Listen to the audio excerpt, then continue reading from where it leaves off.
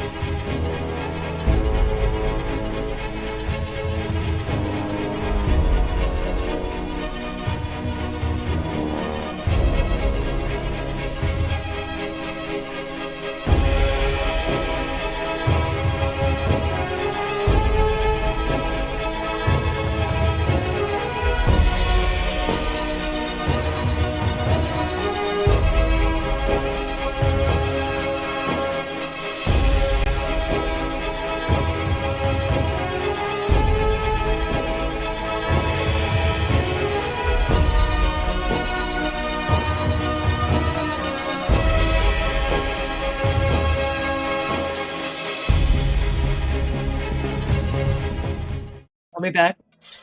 Coming back now. And we are back. Oh man. You know what? I'm gonna stop like warning you guys from now on, like when we're having these discussions in between screens. And I'm just gonna let it happen. I'm just gonna hit buttons and see. We're just gonna see what happens. We're just gonna let it roll. Cause some of the funniest shit happens in between. Damn it, we should be sharing that with everyone. But my darkest secrets. If you're sharing your darkest secrets with us in between screens, I think there are bigger issues. That's Yeah, grist yeah. to the mill. That That's and what that is. I'm a blabbermouth. Like, you will tell me your darkest secret, I will go outside and start screaming it at the highway. Did you hear about I mean, Shannon? that's just plays into your crazy old man syndrome, Matt. That's just making a dark secret or Exactly. a blabbermouth. I mean, just You're saying it on a living your stream, you're best just cutting out life. the middleman here. Just that's what you got to do. Yeah. It's simply I mean, look, this is clearly the format for blabbing your secrets, right? Like this is if you're going to blab your secrets, Do it here. this is how you do it, folks. Like this is how it's done. So anyway, moving forward. So last we were together, you had finished a number of things that you were doing at Candlekeep, the library fortress. You had met a number of interesting people, done some research. You have sounds like a lead on some possible very powerful magical artifacts, and two individuals who are also somewhat powerful in their own right, who are willing to help you on that expedition to find these artifacts when you're prepared and ready to do so. And you've also somewhat have garnered answers about various things, about Warple's broken hunter's livery, gathering much information about that. But even with all the information that you have now, there seems to be more craziness and questions that keep popping up, including a very strange guide in the form of a frog named Eddie. Additionally, you have also somewhat taken care of your dragon egg problem. Warple, you are now only in possession of one dragon egg, and Warple has been granted a boon for a year by the dragon spirit guardian of Candlekeep, who basically will basically now can allow you to shrink the egg to make it easier to carry on your person. And it doesn't actually hurt the egg. It doesn't do anything other than change the size. It keeps its weight. It's still heavy, but it is now a little easier for you to take care of and carry around without attracting too much attention. And you made some friends along the way. You made friends with an ogre named Little One, who, by the way, you didn't say goodbye to before you left. Just putting that out there. Not that that'll have any repercussions in the future at all.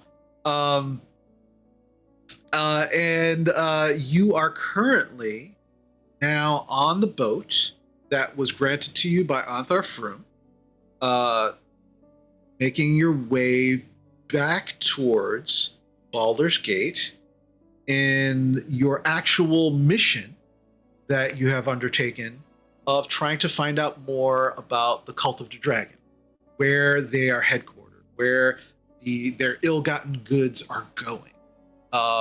And with all the information that you had gathered and the intel that was gathered by both the Harpers and the Order of the Gauntlet, you are now on your way to Baldur's Gate, hopefully around the same time frame of the individuals that you are trying to track.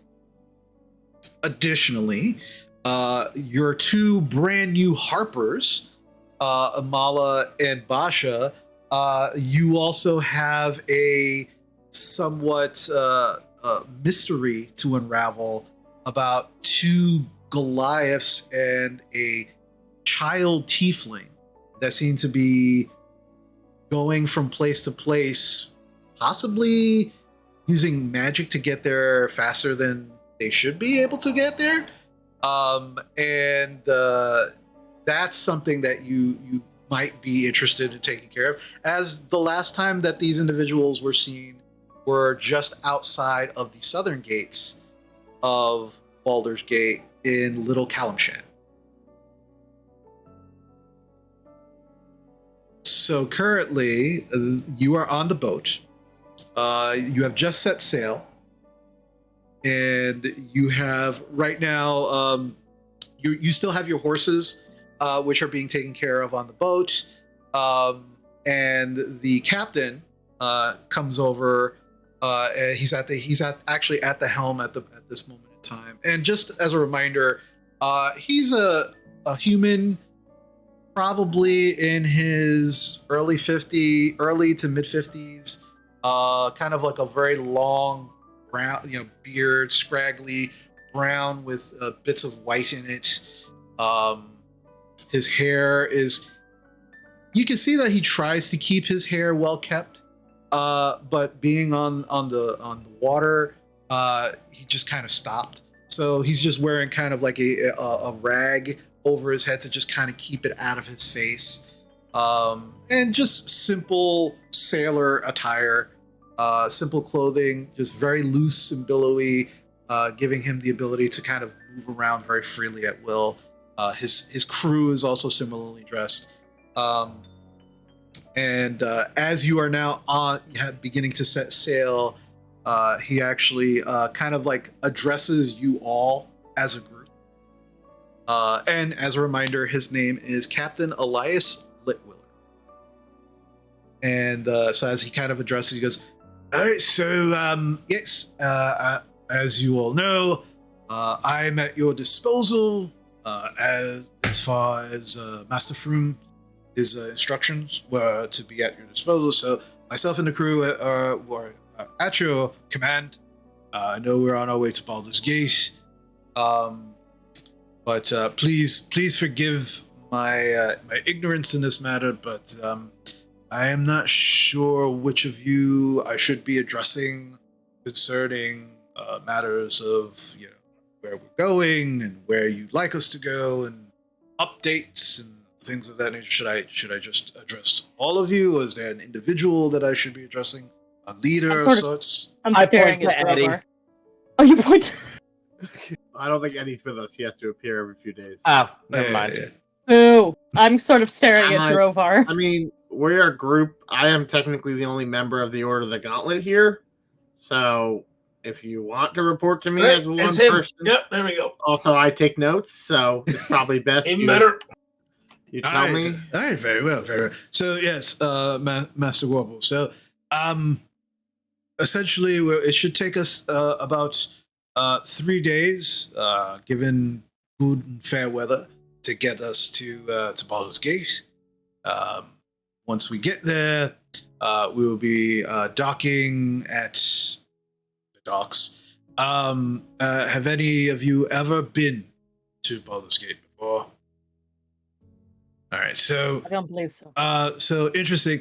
You will not be able to take your horses. No animals are allowed in the Baldur's Gate proper. Nothing bigger than a cat, actually. Just because the way the streets are, it's very, very strange. It's actually the way the merchants guilds have structured the city itself. All animals are to be either sold or purchased either at the southern or northern gates. There are no the streets are too muddy. They're not. They're fine for individuals, people. Not so much for pack animals or other animals to be roaming free. So that's one of the very strict things that they have. So Teague would not be allowed. Oh no! The guards would probably strike him down What happens after a single warning. What happens if he was in an apron because he's a bartender? Just as a curiosity. At first glance, he appears to be an animal. So if I perceive him as an animal, it's a good chance so shall the gods. So just I wouldn't take any chances, but I will leave such decisions up to you, Master Gorble. I don't want my friend to get hurt, but I think this is honestly, I think we have a problem here on this coast with not allowing friends and companions into cities. First the library, now here. I think this part of the world must be racist. I agree. Also, are those guards going to try to kill my fucking cat? I said nothing. No, cats are fine. But anything bigger than a cat, that's like they don't even big dogs. They don't even let in. That's surprising. No. Dogs, filthy animals. In their words, not mine. Filthy animals. So you're playing somebody else said it. I don't believe it personally. I just repeat it regularly. I don't actually frequent Baldur's Gate, but I do occasionally take goods goods from El Chirel or pick them up from Baldur's Gate sometimes. I know what the rules are, and I've seen firsthand what some of the mercenary guild does to animals. They give you one warning, and when that warning is ignored, the animal is usually destroyed, and the individual, the owner of the animal, if there is one, is fined or jailed. How do they feel about summons then? Like summoned animals, magically. Those don't last long enough, probably, wouldn't they? Well, there's not a lot of need or use for magic at Baldur's Gate other than protective magics on the city. It's not illegal, but it's definitely frowned upon, if you will. So just something to know for you. What are the rules of parrots on shoulders?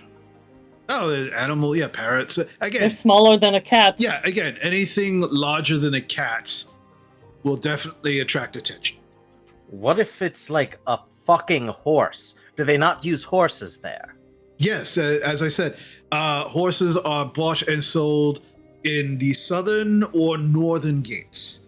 Right, this is a racket, basically. They don't want anything, and you're not bringing anything that does the work that they want to charge you for. Yes. Right, because that's how the Porters Guild makes their money. But my question comes down to is like, where are they carrying the refuse? Most cities, from what I understand, have like carts led by horses that have refuse or dead bodies or whatever being Right. dragged around. But those horses are from Baldur's Gate, or Well- like in Baldur's Gate. And the streets are not wide enough for wagons as it is.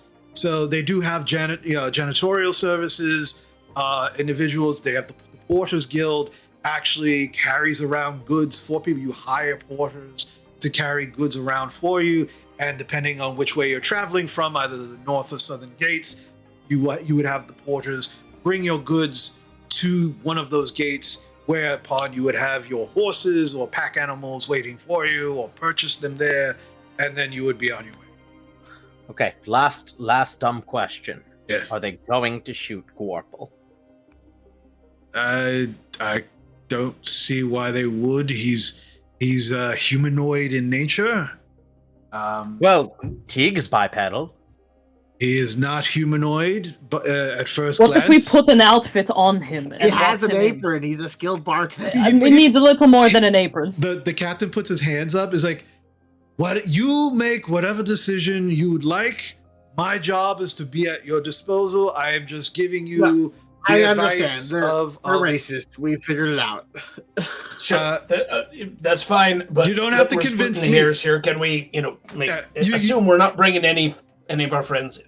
Well, I mean, your Teague is perfect. I'm perfectly happy to have Teague anywhere on the ship. I have no such issues with your friend. I'm just saying, the city of Baldur's Gate.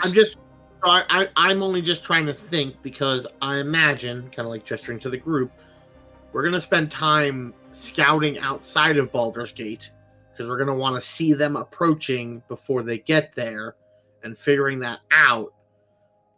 Like, that's because, like, we should get there, if my calculations are correct, and I've been keeping a pretty hard time, we should get there within 13 days out of the 30 that we thought we had allotted on the larger estimate.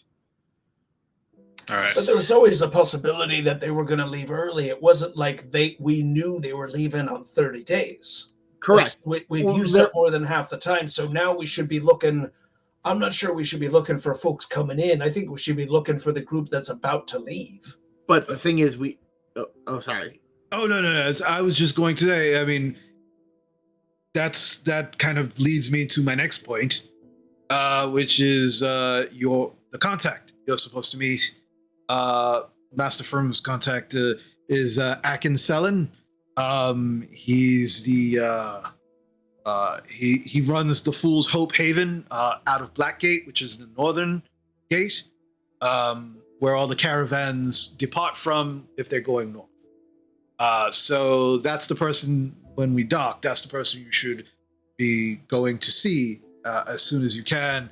I can guarantee he has more details and he can help you a lot more than I could. As I don't live there, I don't work there, just occasionally pick up and drop off. So what I'm just saying, Drover, is if they're not there yet, we know they're moving a large mass of people. So we could see that from a distance if we went scouting in the direction we thought they were coming.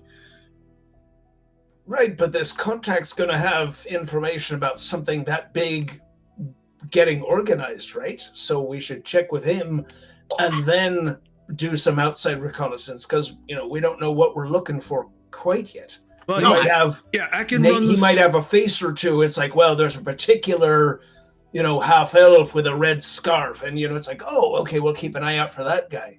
Well, just as a reminder, because again, it's been a while. You do recall that Onthar did tell you he runs an equipage business, specifically equipping caravans going north. Right, so this is definitely the guy that you want to know, and he's your contact if you want to find out any information on caravans moving in and out of the city. Right. So what I'm saying is that guy's going to know if there's 4 different groups that have come in saying we're building an expedition to go north. Now we've narrowed it down to 4 different groups. We've got to research to figure out which one is got the guys we want. We could sit outside, but then we don't. I think we just let's talk to your contact. Oh, absolutely. Get inside information, and then if we need to go out and do some scouting, we'll do that. But this is more about, isn't it safer for Teague to kind of stay in the stone anyway? I mean, yes and no. It's dangerous either way. I was actually thinking about trying to bring Knack out because I could then have a flying companion. I can see through his eyes. He could do a lot of scouting if we needed any small enough that he's smaller than he's about the size of a cat. Right. I see your point. I'm just, until we know what we're looking for, I would personally just keep Mole in there because it sounds like this city is just full of trigger happy. Well, here's the problem. If I put Teague back, it's hard. It's hard for me to get them out again. That's my worry. And so if we need one, so I would rather have a companion with me because it makes me feel safer. Also, if we have to go exploring out in the distance, I can hop on the back of one of your horses. I'm really small. All right. Well, so when we have them, if we got to sell them the moment we walk in. Well, I think they can stay with the ship is kind of what we were being talked about, right? They're allowed to be on the ship, the horses? Yes. I will, and again, they can stay here for as long as you need. Master Froome was very generous. We have enough both coin and supplies to last for at least 2 months travel. Right, after that, it's going to kind of be on all of you. All right. One logistic question here. Okay, I'm fine with leaving the horses here so that they're not sold off and we have to buy things again later. But are they, geographically on the map, like if we suddenly were like, oh, we got to get moving, are we going to have to get on the horses, ride all the way around the city, and then, try to catch up to them? I think you'd have to find your contact, and he'd probably be the one to tell you. I mean, on my end, I would say if you figure out what exactly the deal is, and you want us to meet you somewhere, we will find the closest docks or place to be able to dock at whatever location you decide, and then you can pick up the horses from there. I think we're thinking too much into this. Aside from, we got to decide if you're going to have any of your companions out. Now, the guards are going to try to, give us trouble for anything that seems a little out of the ordinary. Teague's too big. Knack might be all right. But we don't want to start things off by getting into a fight with the guards because they decide that, one of the things we try to bring in isn't going to, fit their code. We're trying to stay quiet so we can observe. But I see why you want to keep one of your friends out, so Knack might be the best bet. It also gives me a gauge whether or not the gem is leaked fully. I have a timing, but if I see him fading, then I have a way better idea. Fair enough. Yes, I agree about Knack. I think Knack will be fine. Also, we'll just let Vincent talk his way into it. He made a dwarf give everyone his fortune. Let's save that for. Okay. Has he taken that staff we found? I don't know if he wants the staff of charming. I mean,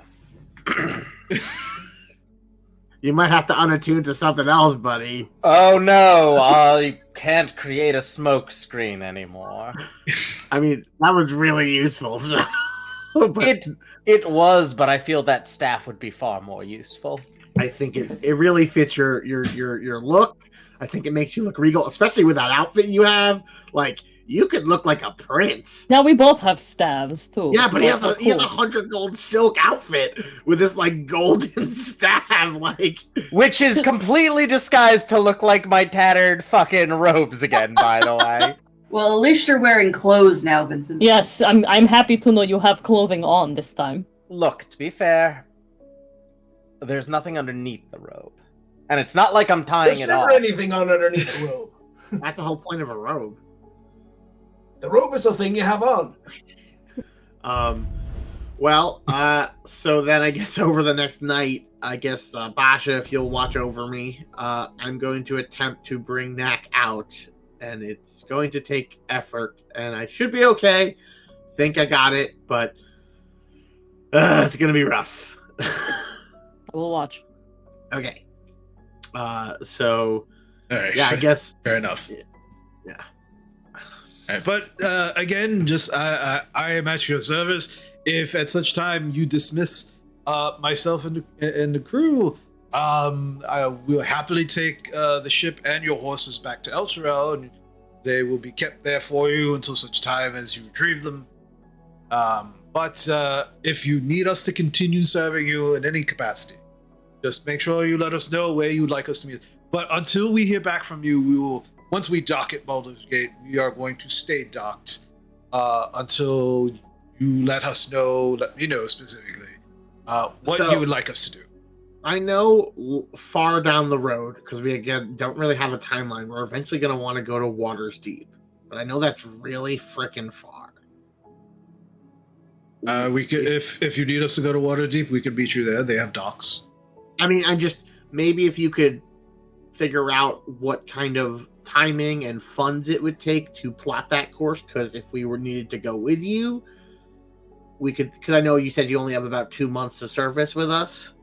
Well, no, we have enough. We have 2 months worth of coin and supplies, and then we'll still be at your service, but then you will be responsible for coin Your and upkeep. supplies. Yes. That's perfect. But I'm just saying, maybe considering figuring out the best and fastest course to eventually get to Waterdeep from here. Just that's a what if. We're not sure, but it's something that you could do in your spare time. No, that's good to know. I can get the charts out, and while we're docked and figure that out. It's a good heads up. Thank you. But other than that, we are currently on our way. And you see, it kind of looks up, and it looks like it's going to be fair weather. Sounds great. And I'll tie some knots. All right. And you continue on your journey towards Baldur's Gate.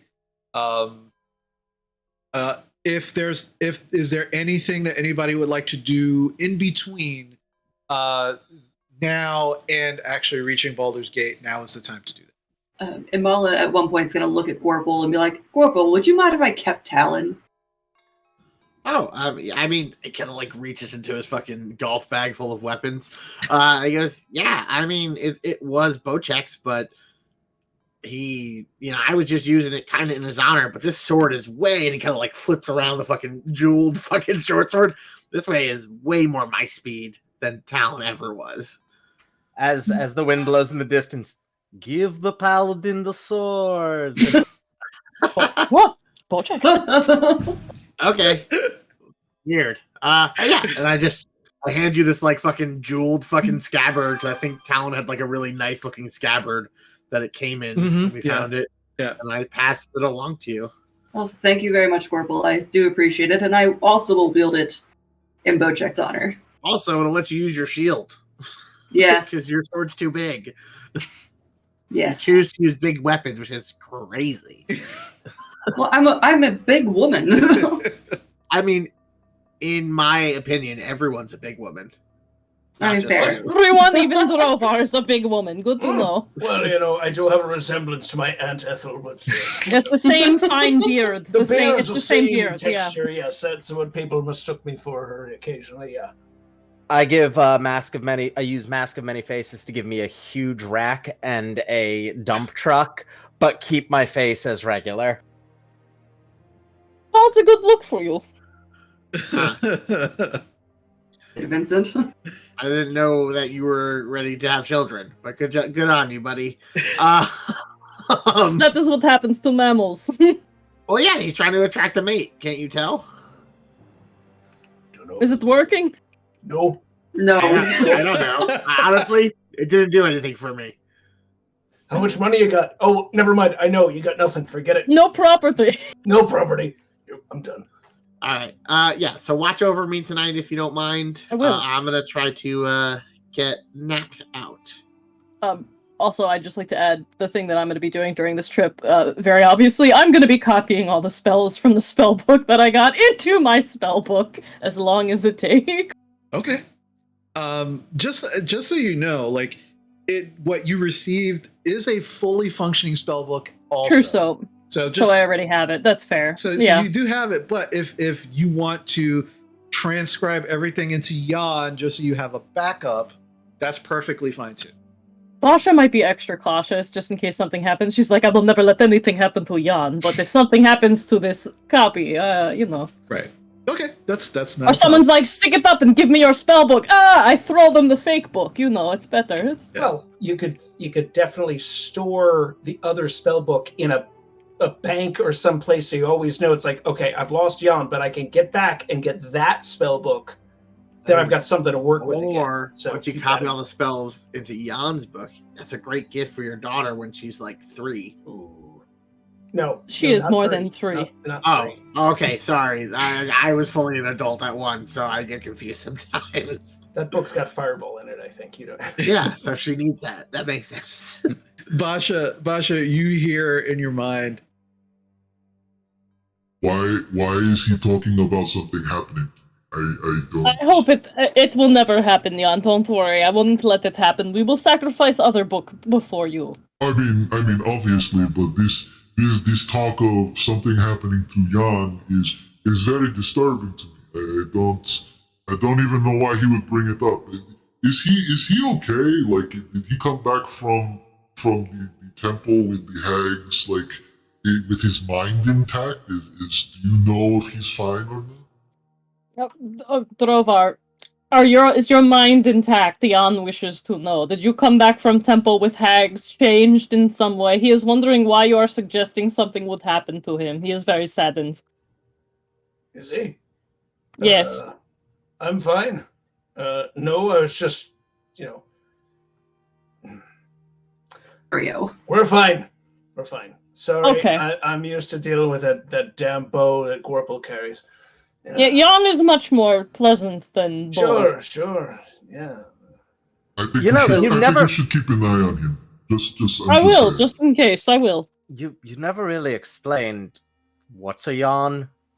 Oh, yes, you are new, Jan. Wait, I can do this. I'm gonna manifest mind. Mm-hmm. So that the head of Jan kind of appears, and I'm like, Jan, this is what Jan's head looks like, except normally he is frost giant, so he is huge. He is like my book. My spell book. You know what? I manifest magic that bends the reality of the universe thanks to Dragon Gilf. Gwarple is able to fucking create raptor people out of a gem on his neck. This is not that confusing. Nice to meet you, Jan. I don't create them, to be fair. They're just in there. I just pull them out. So they're already there. I don't think I can create them. And Jan was given to me, so, like, I didn't create him either. He's kind of just been here, but the way that spellbooks are made, they make them sometimes from, like, flesh of things, so we think that this may be Jan's. Like, actually be Jan. Yeah, I got a little bag made out of a flesh. What is that made out of? Don't know. Had it for a long time. Interesting. Okay, well, if it starts talking to you, let us know, because it would frankly fit right in, but, Yeah, no, the only thing that really communicates with me is my cat. Why isn't the book checking him out? Does it count if Bahamut talks to me? Yes, I think that counts. No, getting bossed around by some overly oppressive sugar daddy doesn't count. You know I can throw you overboard, right, Vincent? They're arguing. Mom! Children, stop it! I've gotten drove out too much dad, so I had to go to mom this time. Thank you. It's good. Spread the love, it's fine. Okay. So, I guess over tonight, I'm going to attempt to summon Knack from the gym. Okay. Can we roll hit points? Yes. We're gonna roll hit points. All right. So while you are for your first evening, while you are on the boat resting, you feel somewhat powered up. So now we get to roll some hit points. So let's go down the list. with in no particular order. Basha, please roll me your hit points. A d6. A d6, yes. Ah!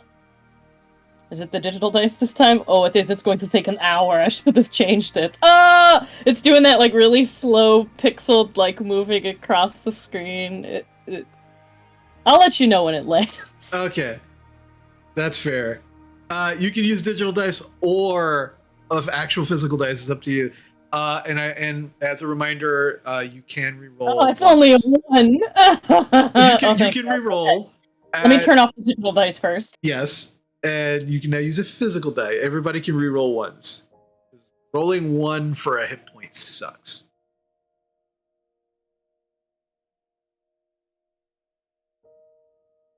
I turned them off, but they're still rolling, so I'm just going to use a physical die. Just ignore whatever that says. Hold on. Go for it. Yeah, go for it. So I don't have any d6s here. Shoot. Boo. All right, so you figure it out. I'll just move down the list. Gorple. Please do. Gorple. I got a 6, so now my HP is 69. Nice. Nice. Nice. Yeah. All right, Vincent. So I rolled a 1 3 times in a row. Roll again. I did, Okay. and then I finally got a 4. Okay, all right. Good. Wow, at least you're getting them out of the way now. All right, Amala. D10. Roll a 7. Nice. And last but not least, Daddy Drovar. All right. I'm going for another level of fighter. So it's the D10 instead of the D12. Here Okay. we go. Okay.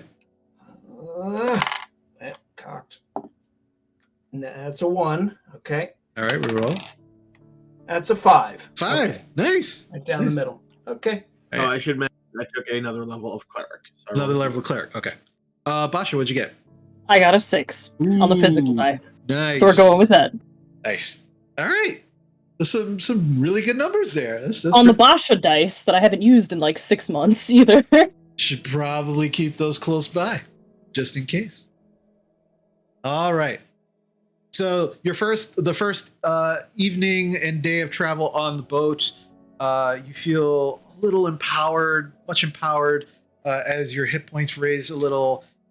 Your experiences beginning to kind of take their toll on you in positive ways, mostly. But also, Gorple, you decide to send Teague back into the gym and go for Knack. You said you wanted to have some people with you during this time? Well, I just want to make sure that I'm safe. Like I don't want to bring anyone in. I'm literally just trying to do it as quick as possible. I just know I have to do it during a long rest. Okay. So right before I go do this, like, I say my goodbyes to Teague, like I undo his saddle. I asked Drovar if I could put my saddle in this creepy bag. And Yeah. I make sure I have a nice night with him. I feed him lots of the remainder of the ferrets. Okay. And then before I go in, having like Basha watch over me because she's got super magic, and having maybe Amala also watch over me just in case I need paladins to bail me out. How did we get you out last time? We pulled on threads or something, right? I'm trying to... In game, I know Basha would remember, but we got you out last time, didn't we? Did No. we do something? Oh, never mind then. Never mind. No, Cool. we cool. got kicked out. But so I will emboldening bond the three of us so that like I'm a little bit more boosted. And before I go in, I will also guide myself to try to really rig my odds. Okay. Please roll me a wisdom check. Yep.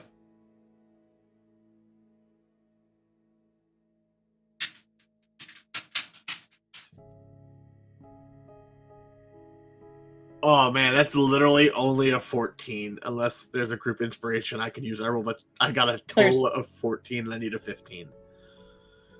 Yeah, Okay, you can use one. Let's try.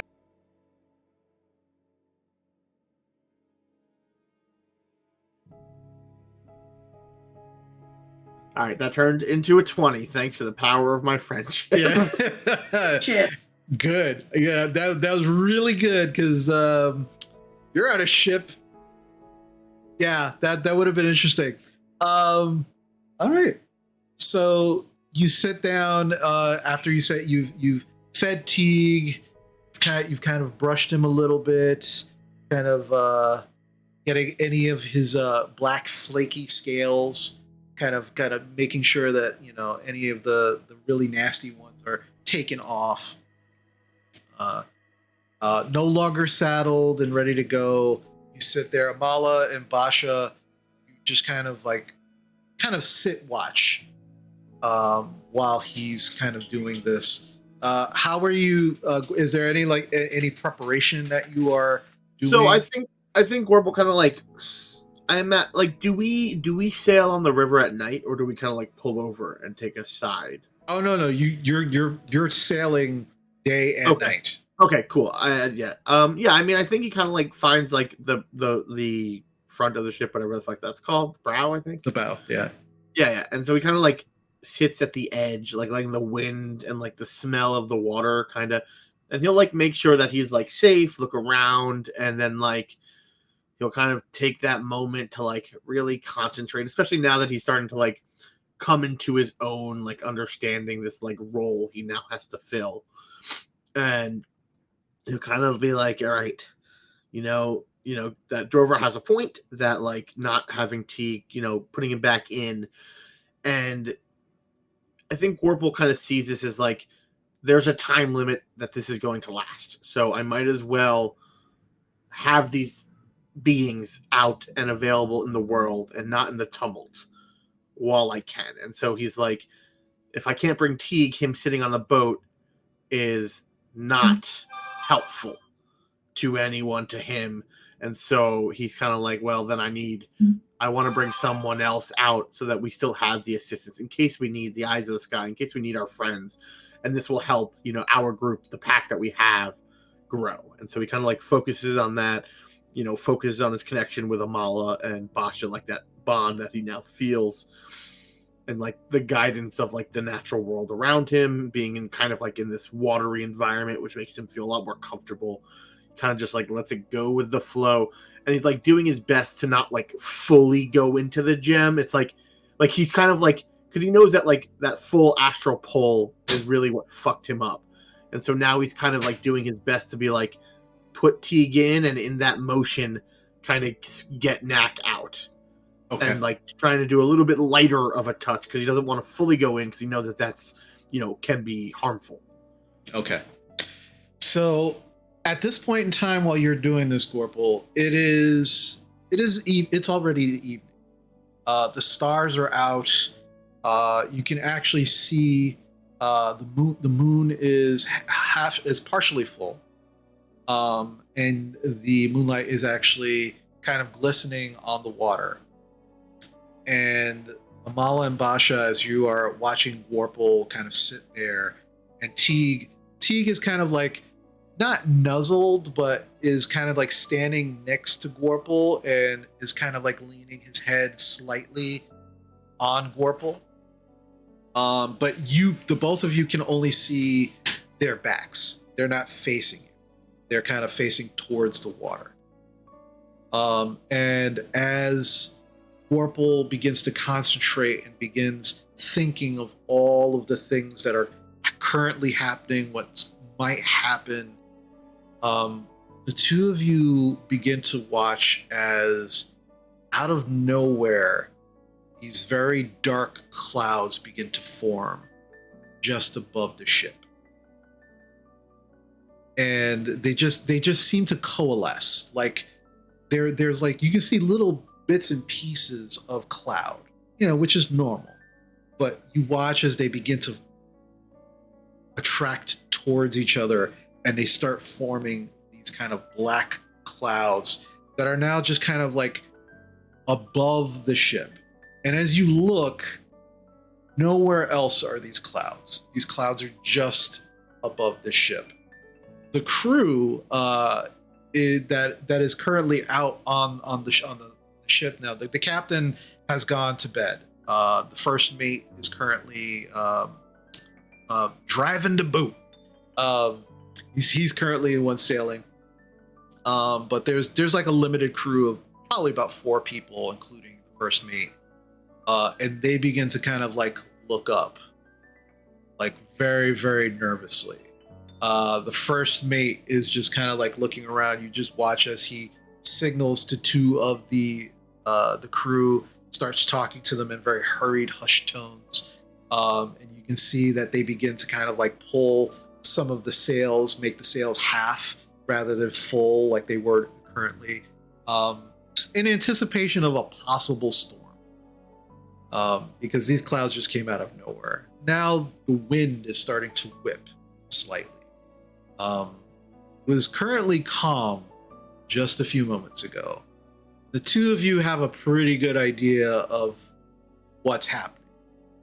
You've seen weather like this before, just a little more violently. The last time you were thrust into the gem and then violently ejected. But it's not as bad as you recall. And as you kind of look up and see all of this happening, and you look back at Warple and Teague, you can see that Teague is starting to dissipate. His form is now translucent. You can see through him.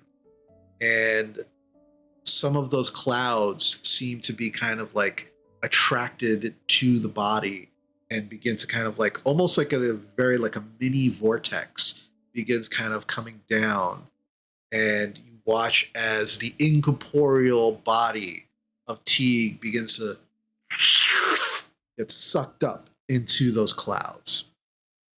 You do watch also as a few of his scales drop to the on the bow next to Warple as the body just completely disappears. Warple, as you are concentrating on the gem, and you specifically are not trying to enter the gem, it's a very different experience for you now. It's almost as if you were kind of just dunking your head into water and looking downward. And you can see the violent torrent that is the magic beginning to seep out of the hunter's livery.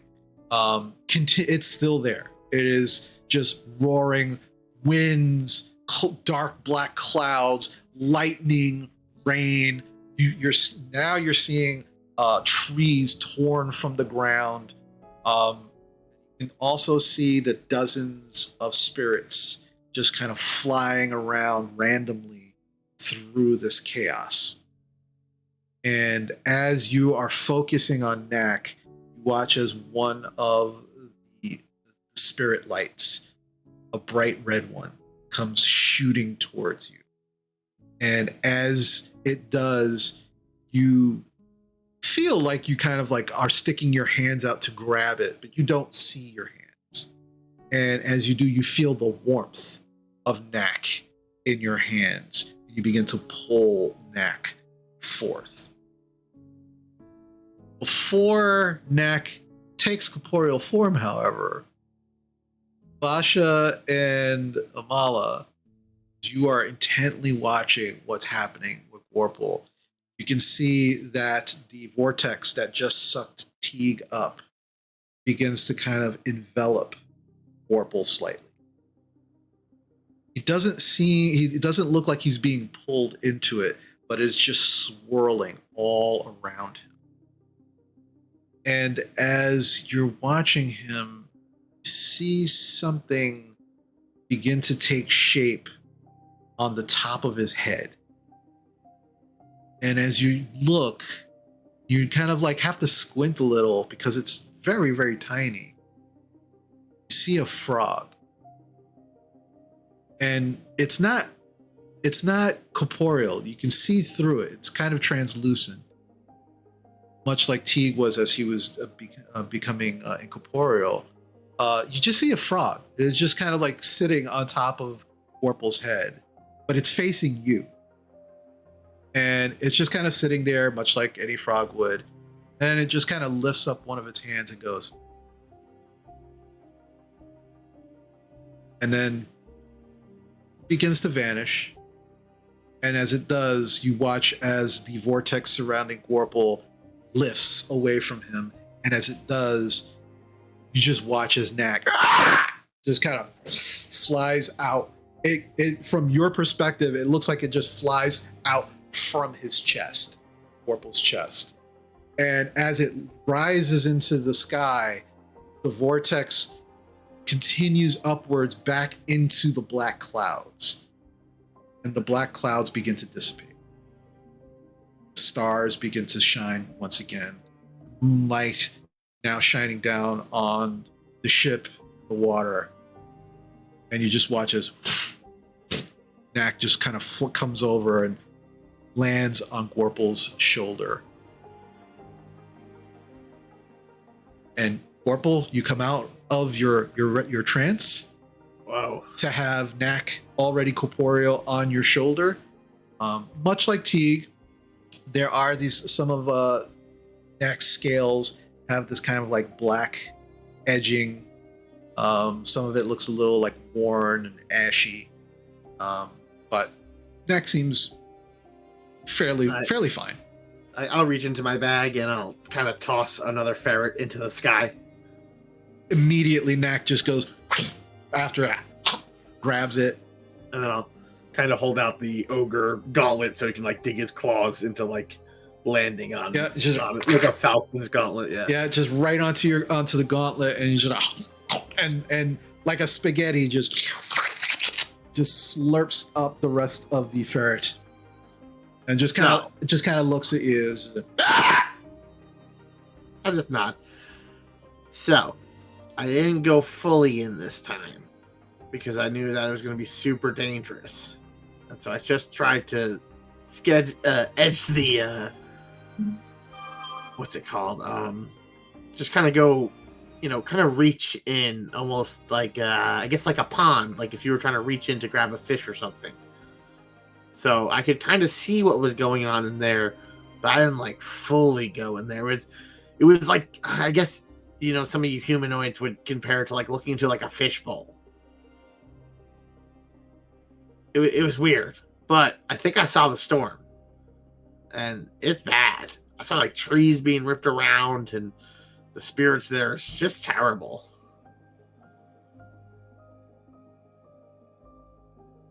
But yeah. Well, I'm glad that we have Knack out now, though. Yeah, me too. And I'll explain to him what's going on later. It doesn't have to be right now. So, all right, that was big. Sorry, guys.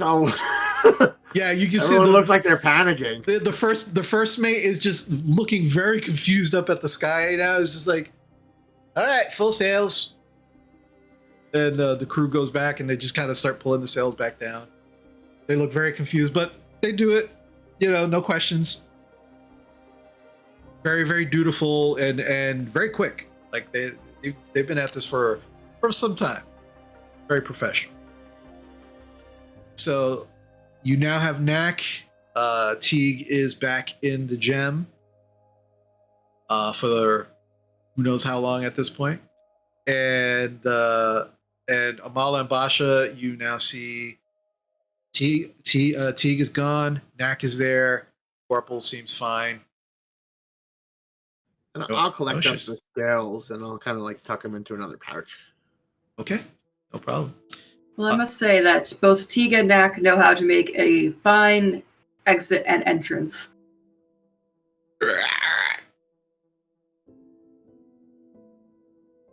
Yep. I mean, yeah, Knack seems to be like answering you, Amala, but you have no idea what Knack is saying. Right now, Knack. Yeah, I mean, it's pretty smart. It can understand you fully. So it also speaks Draconic, or understands Draconic. It doesn't really speak it, but you understand. To know for the future. All right. So with that excitement out of the way for your first evening, you are unless there's anything else you all want to do.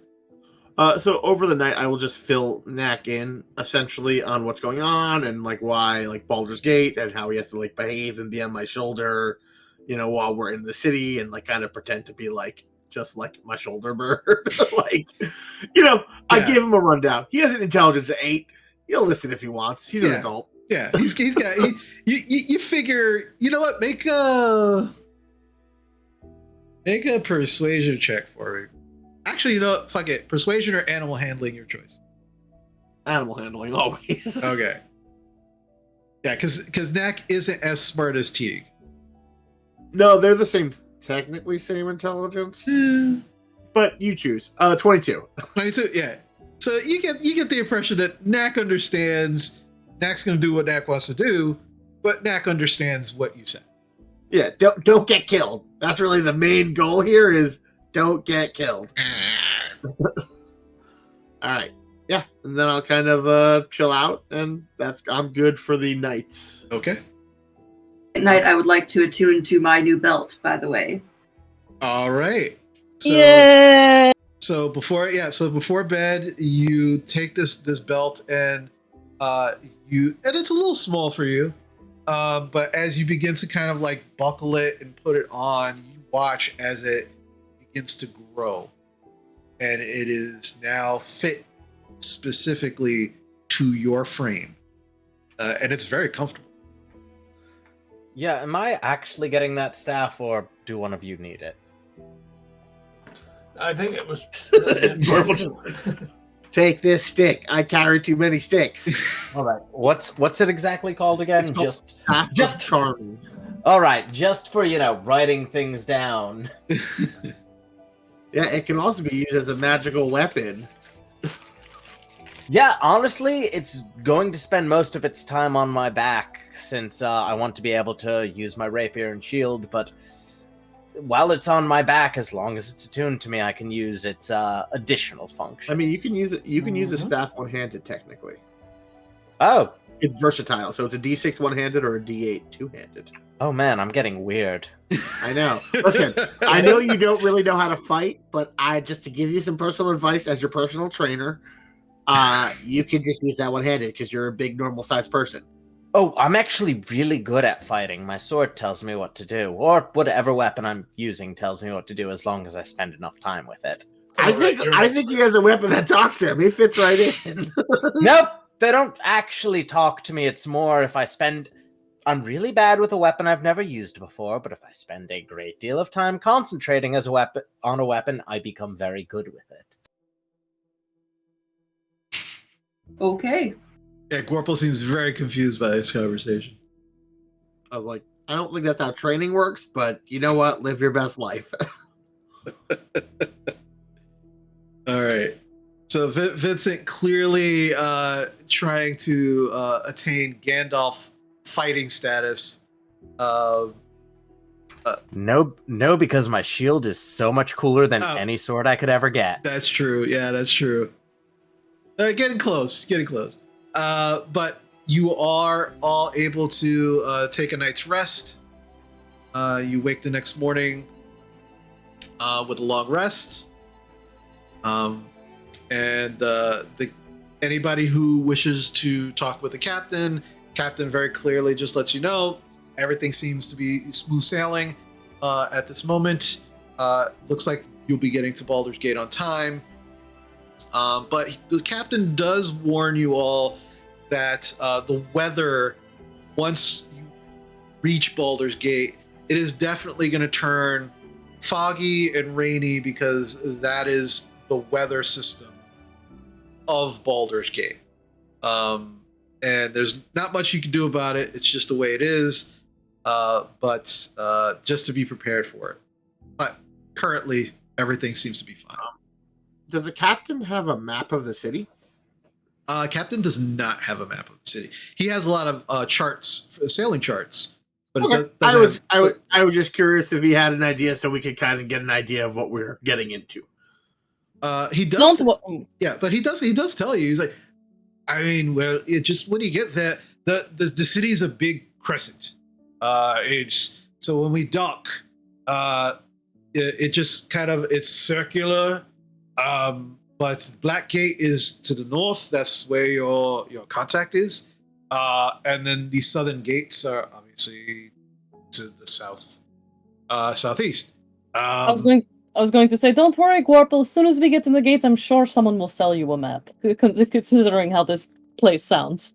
Well, Drovar was warning us that it's run by fucking scammers or whatever. So I'm just like, I want to make sure that, or mercenaries that are looking to make coins. So like, I don't want to get fleeced. Well, I mean, they're just gonna make sure that you don't get. I mean, they're not scammers. They're guilds. This is how they make a living, and you can despise it. And I wouldn't blame you if you did, but it is the way it is here. So you got to roll with it. If you buck the system, the city's probably at least the size of Neverwinter, maybe larger, maybe smaller, but it's about the same. A lot of folk here. And we're just trying to ease through it. So roll with the things that are uncomfortable, at least for the time being. If we try to, make waves or make changes, the city's just going to crush us without any particular effort. Yes, lad, you have a question. This is going to sound ruder than I mean it, and I recognize that, but I'm also just having a really hard time grasping this. So what is the difference between following the city's rules that we find to be immoral in their territory, and the people we're trying to kill's rules within their territory? Well, I think basically the only way to put it is the majority of people in the city are willing to put up with these rules. But the majority of the people within the cult are also willing to put up but they're with those trying rules. to impose it on other people who haven't made that decision. I think. Has Baldur's Gate ever expanded its territory? I'm not a historian. I don't know. We're trying to stop people that are trying to bring a god, a very hungry god, to this world. I'm okay with killing all of them. Yeah. So guys am who are I. trying to fleece us in this city, I'm going to break a nose or two if they try to get too, try to take too much. I'm not excusing Baldur's Gate. I'm saying, like, where do we draw the line on whether or not I can kill them and try to steal power from them? I get what you're saying. I think that line is like coins, money, those are material things. They don't truly matter in the grand scale. Except if you're trying to bring back Tiamat, I guess. They matter to them. But the difference is Baldur's Gate probably won't kill you, at least the government, for your money, versus the cult will kill you and take all your money. But has... that's the exact question I'm asking. Has Baldur's Gate gotten as big as it is because it continued expanding and killing people and taking their money? I don't know. Probably. In that case, we should raid them and kill them. Can I roll a history check, Chris? Anybody who would like to roll a history check on Baldur's Gate can absolutely do that. If you're proficient, it's a straight roll. If you're not proficient, it's at disadvantage. Oh, that's a shame because I rolled a 10 and a 24, so I'm gonna have to go with the 10. Okay. 7. 4, 7. Anybody else? Gorple? I'm not from this. Yeah, you're not region. from there. Okay.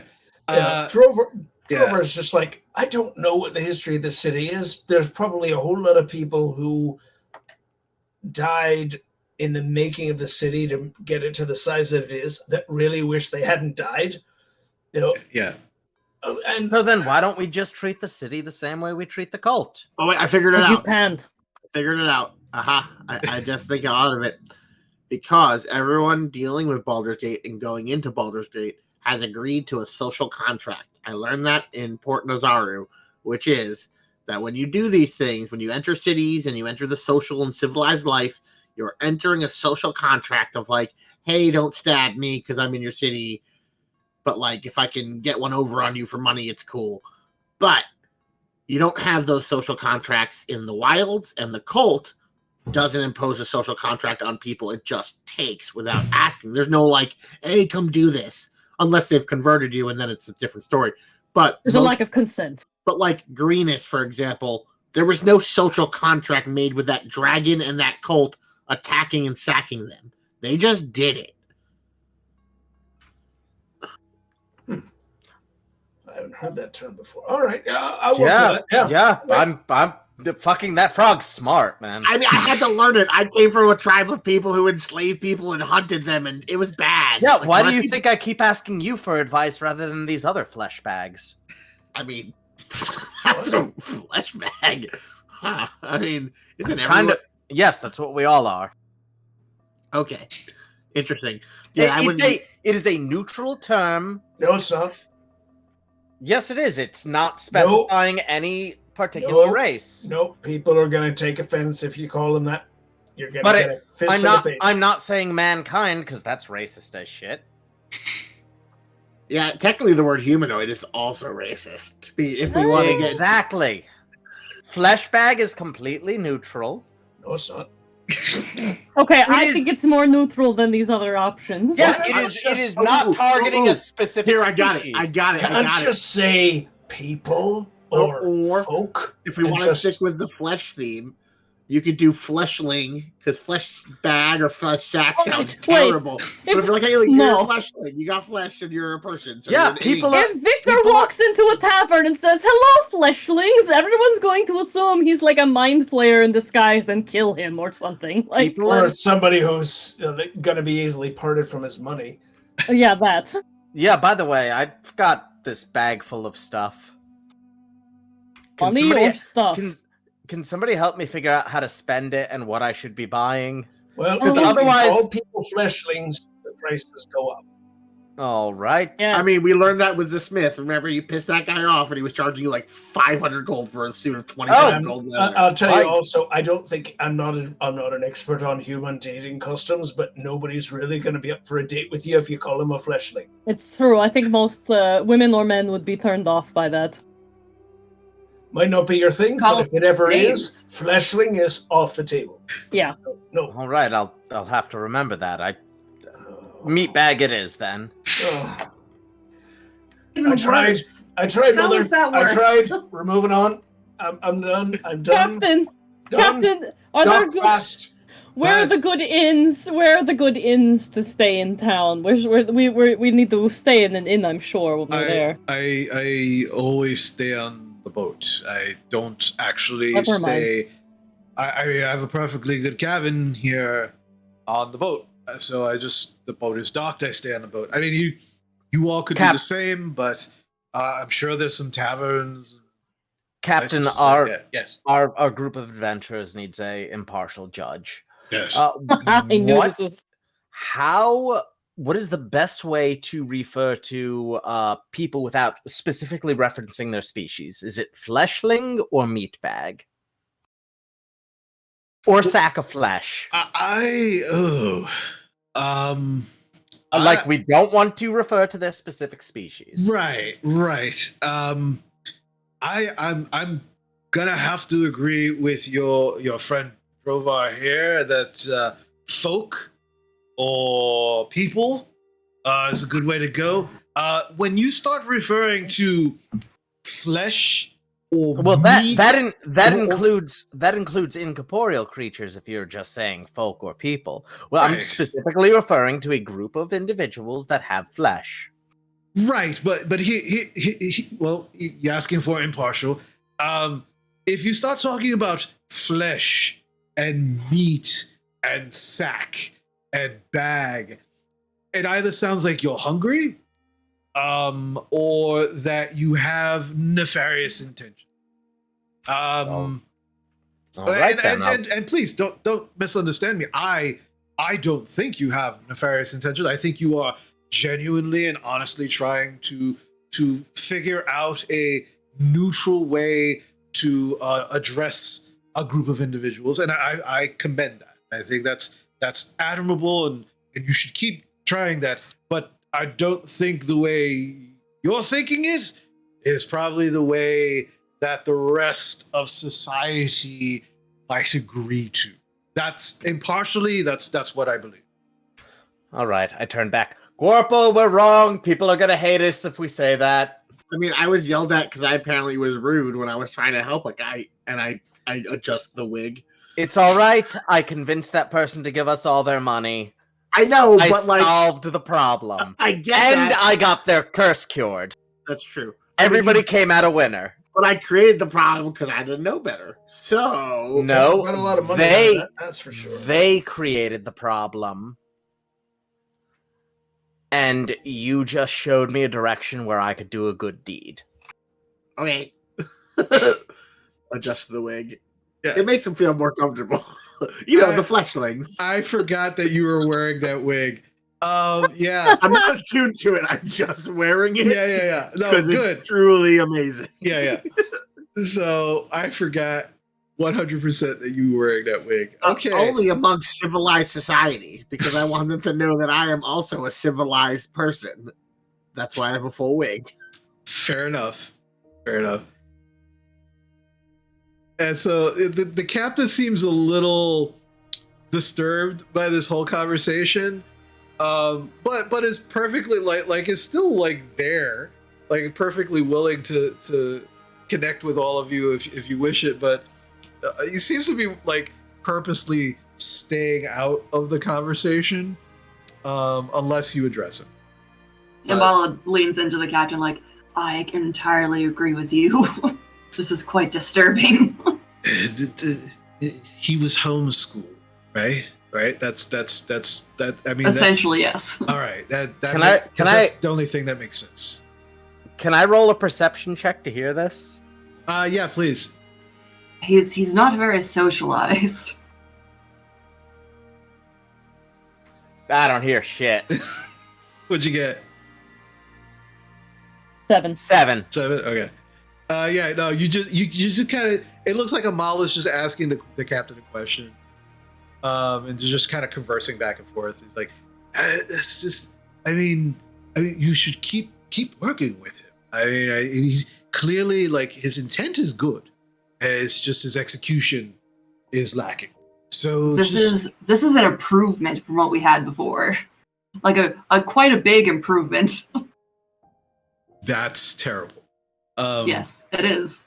But just I mean, if he's improving, I would just say keep working with it. I mean, some of my crew just, I mean, I was lucky to get them to wear pants like when they first started working with me. But we just got Vincent to wear clothes. So you understand. Yeah. All right. So yes. Yeah, just keep working with him. Over time, you build trust. As you build trust, understanding comes with trust, and you'll get there. I have no doubt that he will become a semi-functioning member of society at some point. Hopefully very soon. If not, I could always use an extra hand for my crew. And that's fine. Sadly, I think we need him. Oh, I don't get along with him well. All right, well, just let me know. But keep working with him. As I said, I think it is commendable that he, at the very least, he is trying. Suppose so.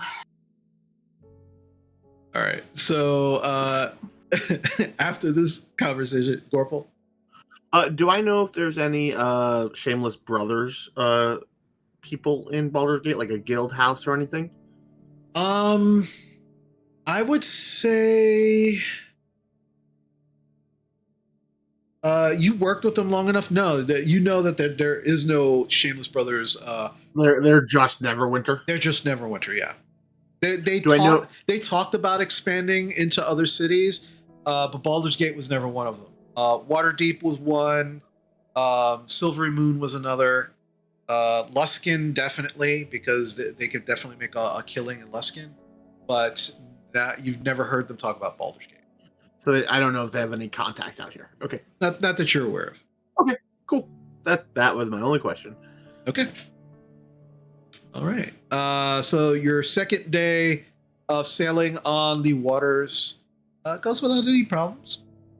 Do I get to roll for my beard? Yes, please roll. Yes.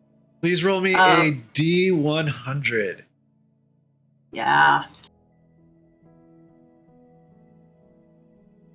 So 47. Oh, hold on one second.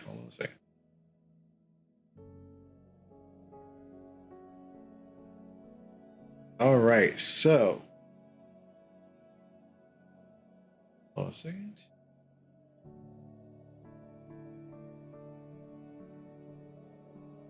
All right.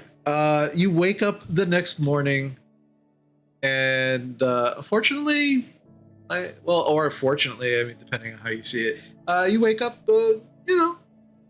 Seems fine. There's no stubble. Nice and smooth still. Nice, smooth scales. One day I'll have a beard. Everything seems copacetic, and you are not aware of the the actual Zero idea. Zero idea. The bearding, if you will.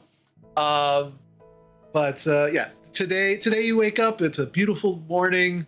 Everything seems great. You feel a lot heartier and healthier. Your eyes seem a little like sharper for some reason. Like you're not sure what that's about, but like Find out. yeah, you'll find out in the evening.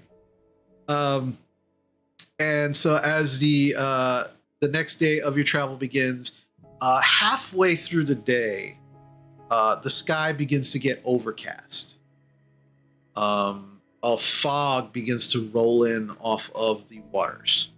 Not very thick, but just very much a misting, as anybody standing on the deck is definitely getting a little soaked from this fog. Gorpal is in heaven.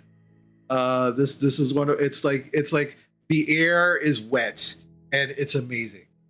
But for the rest of you, if you stay out any longer than maybe 10 minutes, your clothes do begin to dampen.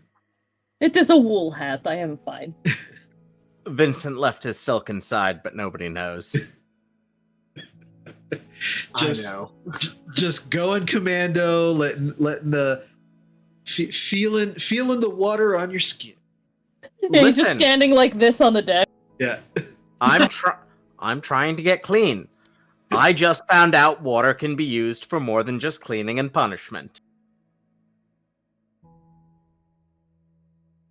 Paula will go back inside eventually because no thanks. Yeah. Things just like it just starts to ice crystal on her a little bit. Yeah, I stay long enough that I'm like, okay, now I want a good cup of tea. I'll make tea. Come on, Namala.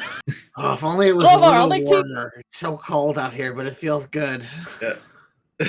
I would like to stand next to Gorpal and cast Firebolt, the cantrip Firebolt, repetitively, just shooting him off into the sky just enough so that he can be a little warmer around me.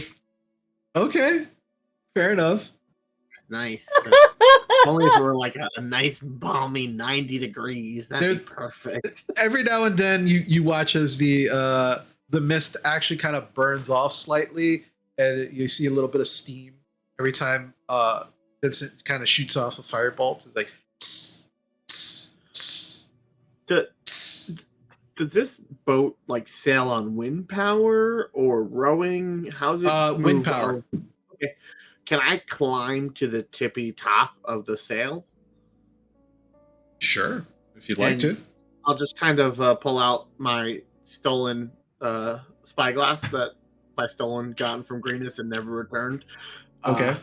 And I will kind of just take a look around the area because I know we're heading toward Baldur's Gate. Right. I know there's a little bit of a low-lying mist, but I figured it's going to be hard to see. But if there was a large group moving, you might see a displacement in this kind of weather at far distances. So Okay. I'm going to start kind of trying to keep my eye in the direction I know Baldur's Gate is, and I know that trees and shit might be in the way, but I'll do my best. Sure. Make a perception. Excuse me.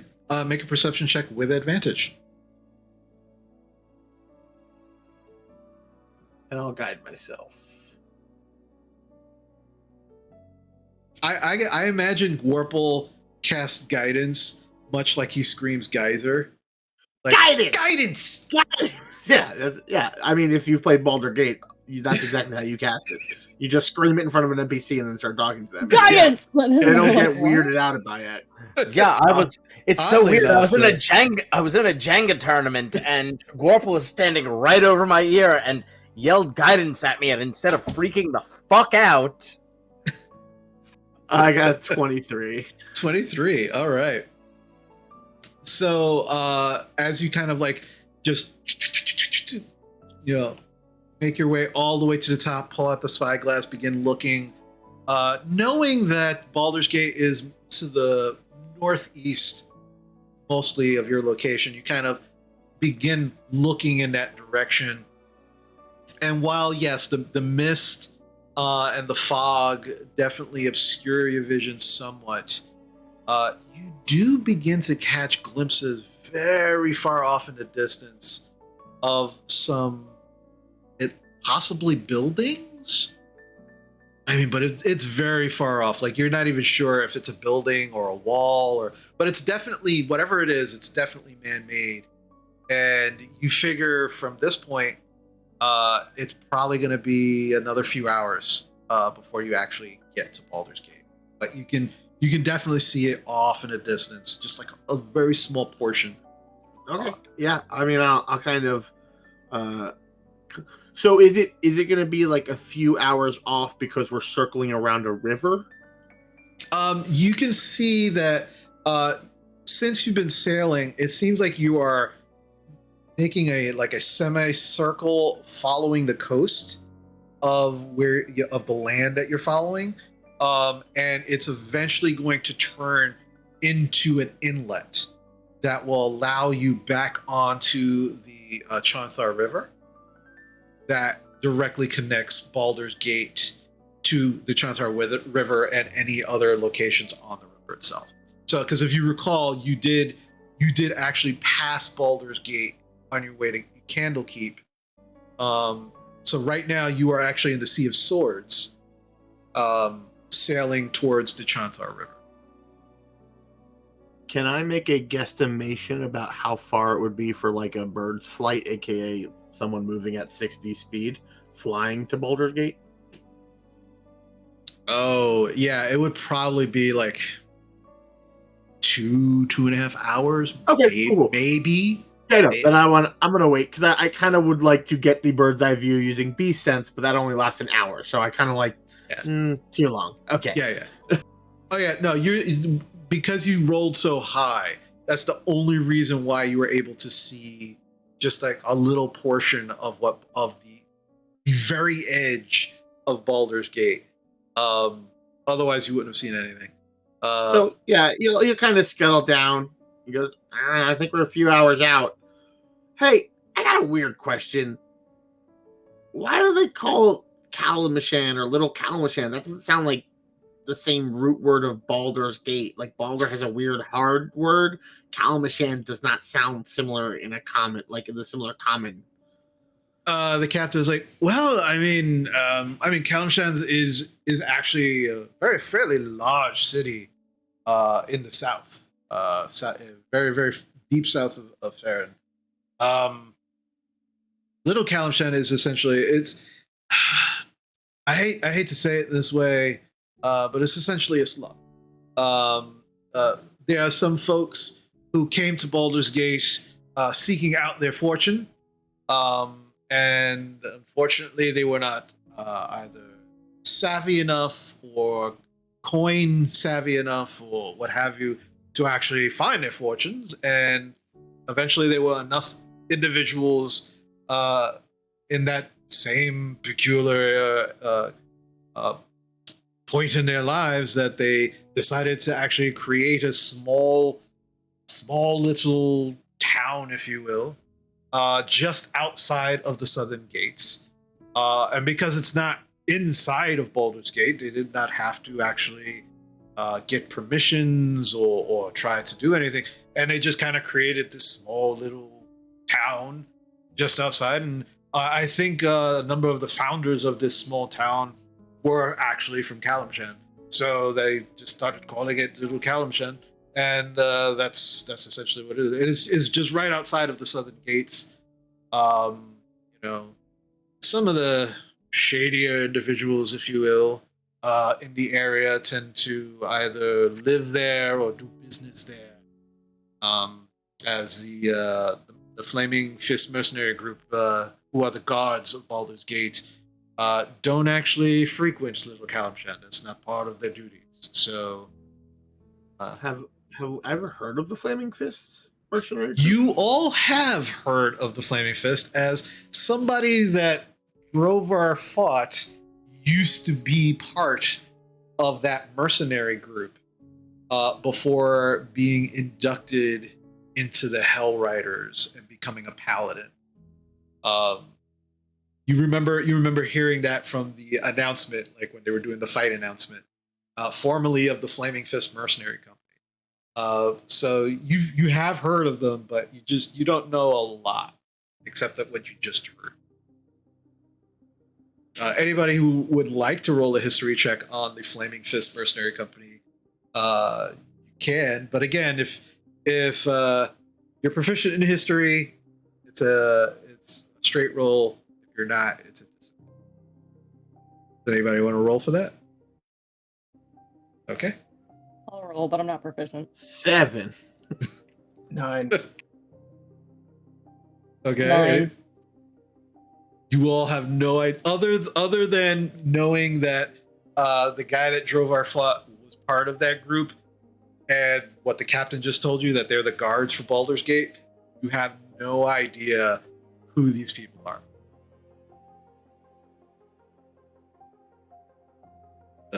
Captain just kind of looks at you, Gorbo. Yeah, so I mean that's Little Calamshan in a nutshell. I personally don't like to venture there unless I have a group of people, and we all make sure that we watch our coin purses while we're there as well.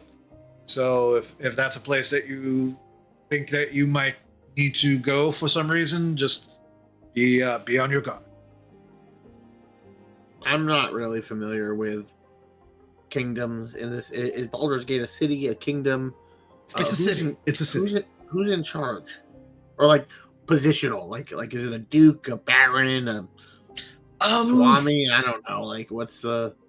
I mean, honestly, I the politics of Baldur's Gate is not something I am well versed on. I can say that many guilds work together to run many of the services and businesses in Baldur's Gate. There is a wealthy elite that lives in the upper city that they tend not to frequent the actual rest of Baldur's Gate unless they have to for business or what have you. But they're not necessarily in charge. They've got the best land in Baldur's Gate, essentially the best houses, the best of everything, essentially. But everybody else is a working stiff. But that's, I mean, as far as who runs it, again, I'm not into the politics. Maybe your contact might. Oh yeah, I just figured going in as armed as well as we could with information. Oh no, adventurers go in and out of Baldur's Gate all the time, so. Yeah, everybody's armed. You just to be on the safe, especially with what happened about 20 or so years ago, there with the children of Paul and. Oh yeah, the big murder thing. Yeah, this everybody's armed. So you walking into the city armed is not. I was also talking about armed with knowledge, because I don't like going into cities and places that I don't know what's going on. Right. I mean, all of that is behind them, as far as I know.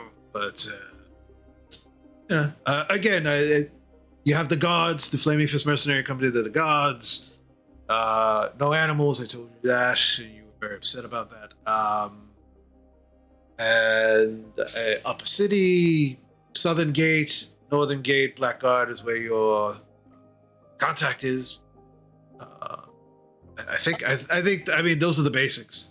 Like most cities, is it the city where like we should probably like watch our backs a little bit? Like, is it a dangerous city? Is it like, do people rob you a lot, or is it like okay? I mean, you should always watch your back. I mean, that should be a given. But no, I mean it's much like any other large city. There is crime here and there. As I said, Little Calamshan is outside of Baldur's Gate itself, so it's technically not part of Baldur's Gate, but people consider it part of Baldur's Gate. That's the more dangerous part, I guess, if you want to think of it in those terms. But the rest of the city. But do they kill horses in the more dangerous part? I am unaware of any equicide that goes on in Little Kalimshan. That's something else I'm not very versed in. Again, when you get there, I'm sure somebody might be able to answer that question for you. I don't know what the horse murder rate of Baldur's Gate is, if that's what you're asking. All right. But real talk. Who wants to bet on whether or not Little Kalmashand has been replaced by the cult or not?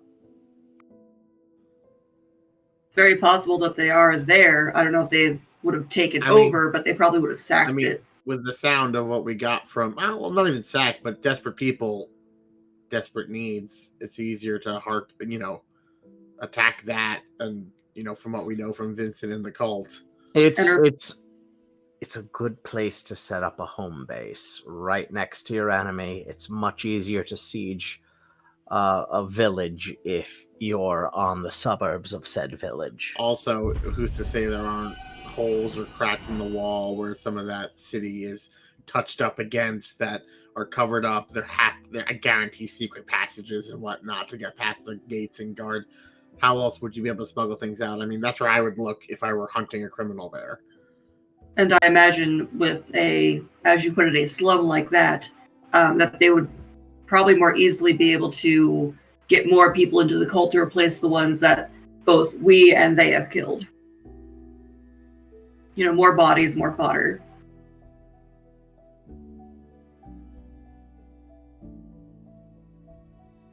All right, things to keep in mind. All right, well, we should be there if all goes well. We'd probably be making dock by nightfall. Okay, and the cruise continues.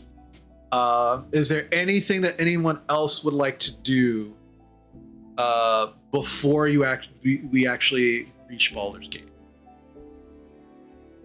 Okay. So as your journey progresses, and the sky begins to get more overcast. Eventually, a very light drizzle begins. The fog is dissipated by the drizzle. So you're not sure if it's a blessing in disguise or not. But you can see that the crew has also begun. They've also started to dress for the weather. They have pulled out wool cloaks. They're starting to wear hoods, and they seem very, very prepared, and they've done this before. And just as the sun begins to set, you start to hear and see the actual city of Baldur's Gate. There is an interesting smell that comes off of the docks as you approach. Very much, there is a fishing presence.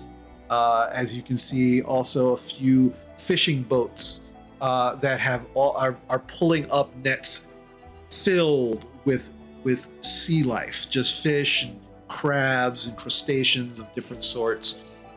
And that smell is definitely permeating the dock area. And as you begin to kind of pull in, the crew is just kind of like, again, practice hands, running here and there, getting ready to dock. You see one of the crew jump off of the side as they reach the dock and start to kind of make, as the ship begins to take anchor, tying off the boat. And you can see that the crew member that has jumped off is also waving to some people on the docks as well, seemingly knowing some of these folks. And the captain, who you're kind of standing next to, is like, that's the dock master. We deal with the dock master. You don't have to worry about that. But we know each other.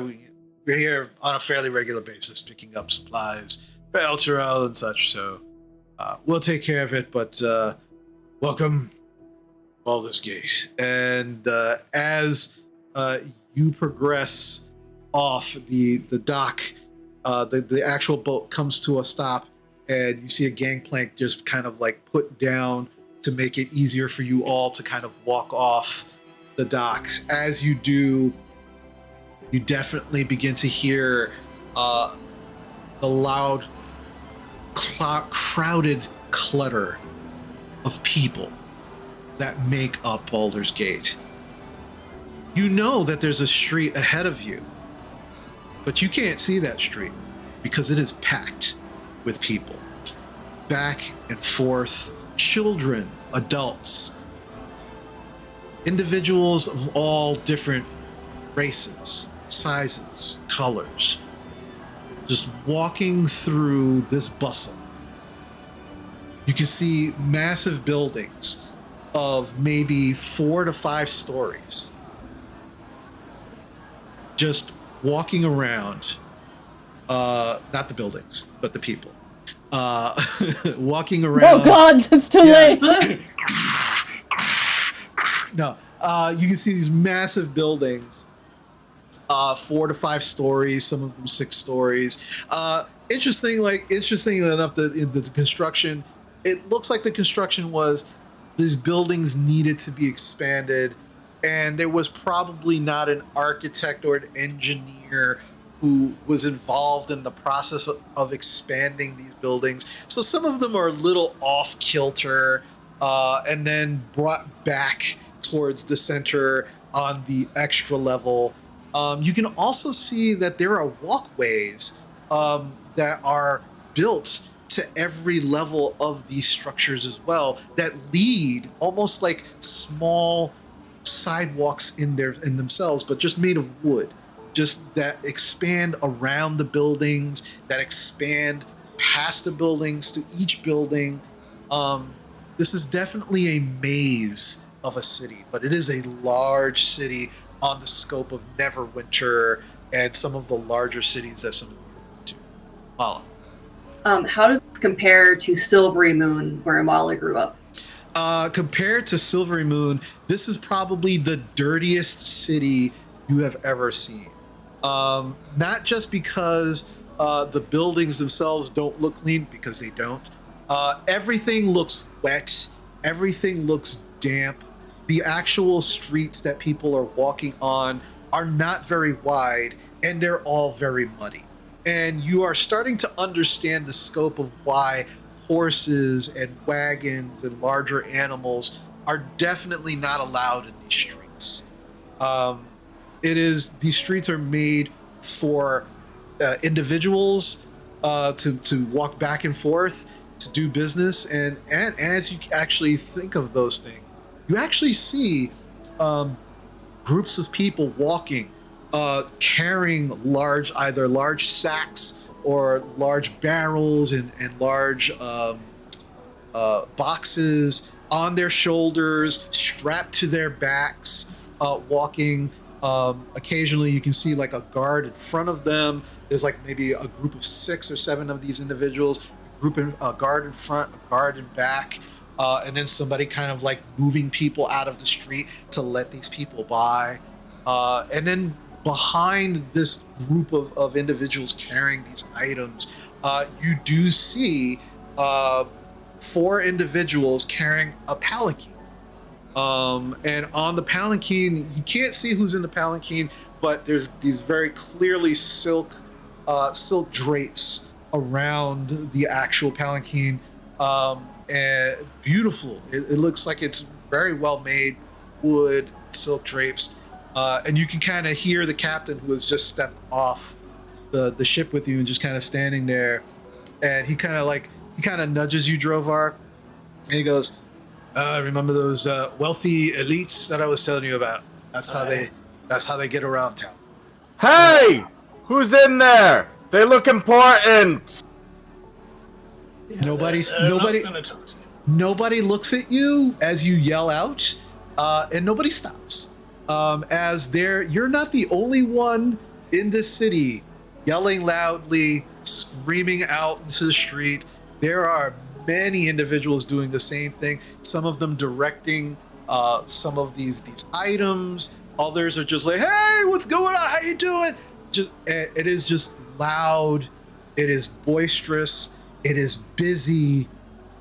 It is Baldur's Gate. And that is where we're going to take our break. Okay.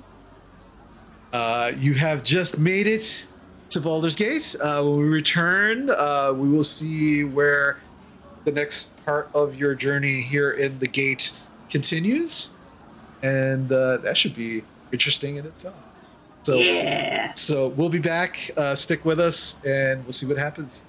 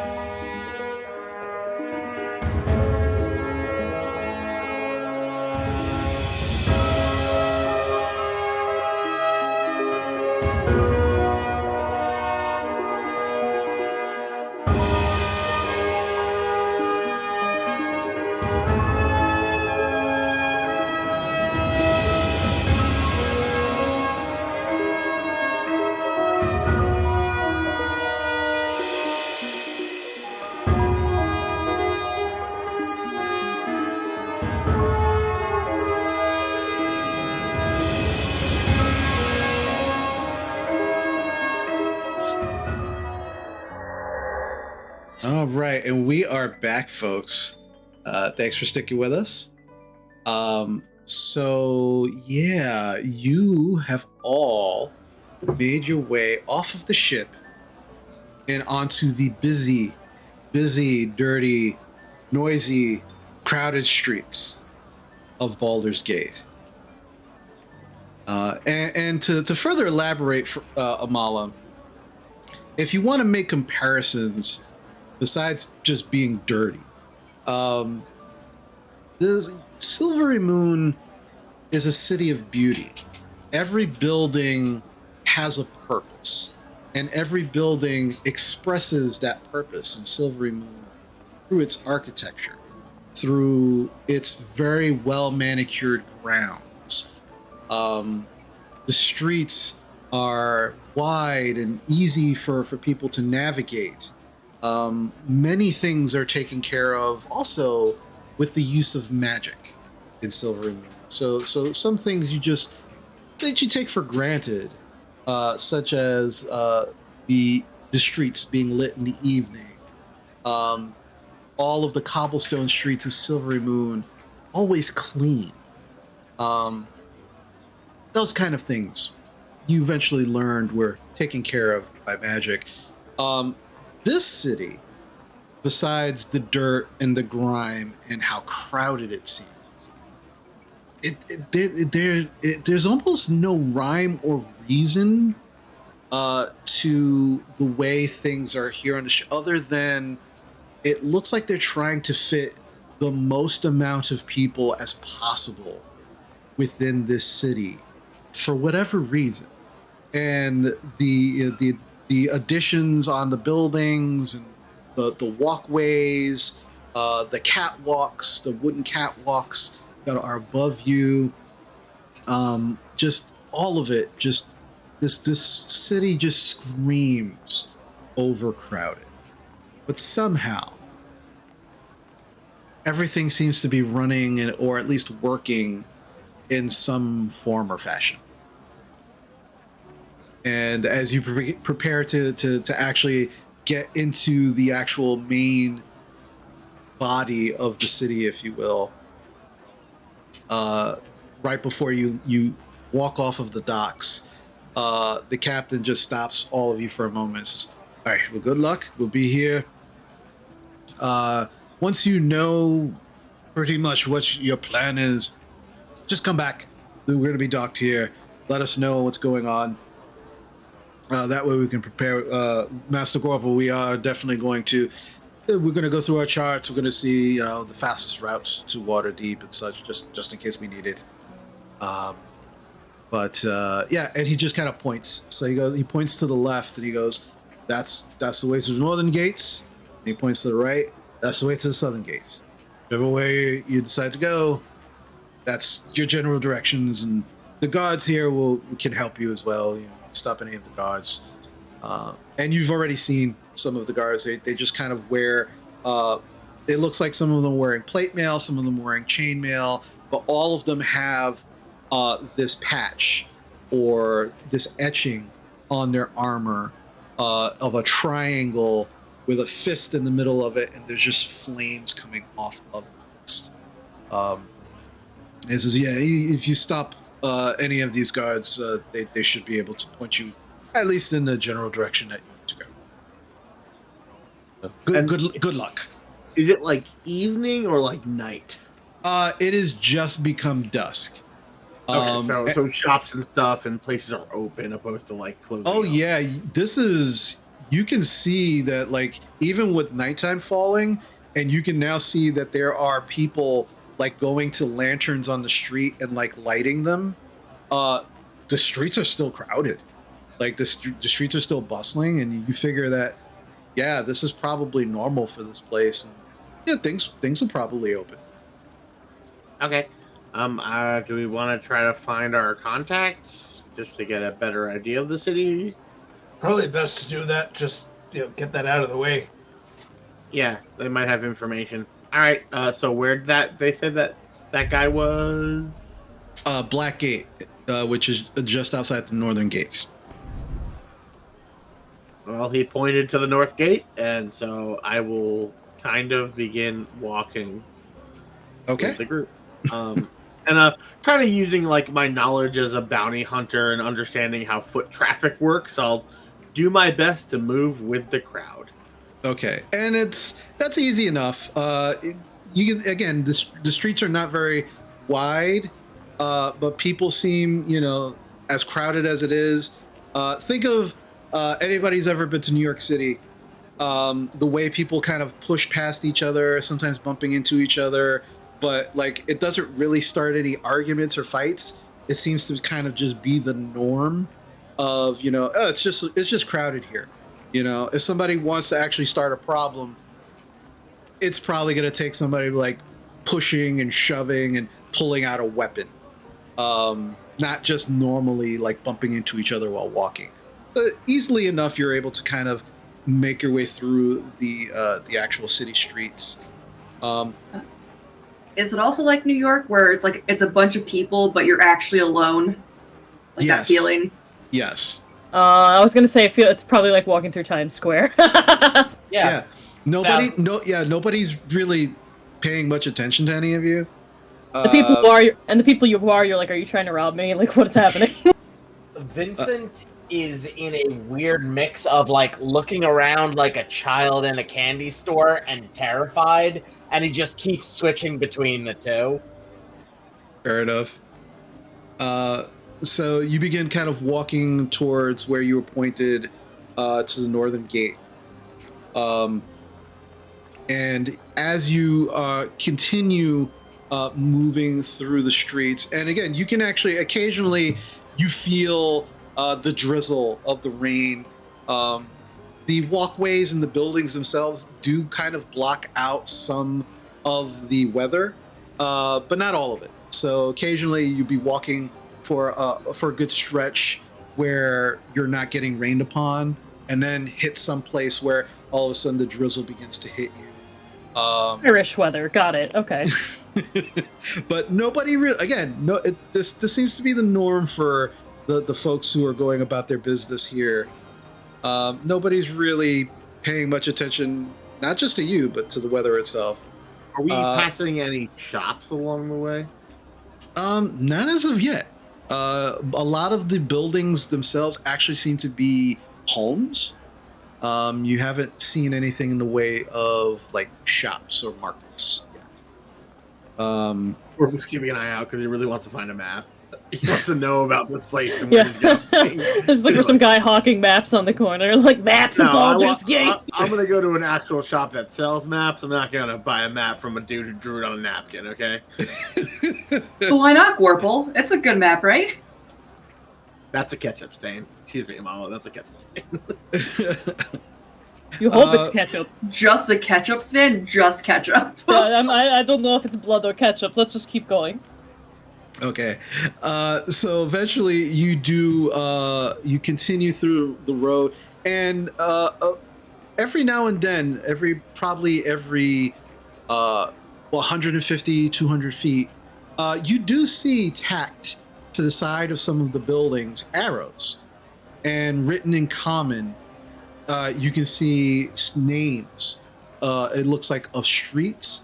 But occasionally you will see an arrow that says Blackgate, and it seems like you are continuing on the right way. It does take you off of the street that you started on, which is kind of like circling the docks and the dock area, and is now taking you deeper into the heart of Baldur's Gate. You continue walking for probably another 20 or 30 minutes. At this point, probably full hour of walking. Question. Yes. Sorry. What's the I don't know, the origin ratio? Is it mostly humans? Is it a complete mix and spattering of all races? What are we looking at demographic style? I'll say anybody wants to make me a perception check, please feel free to do so. Yes.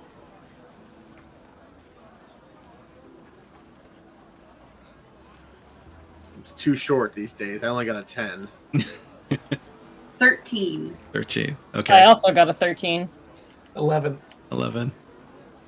Vincent, are you rolling perception, or are you just kind of looking around, still freaked out a little? Vincent is far too like freaked out to actually look at anything.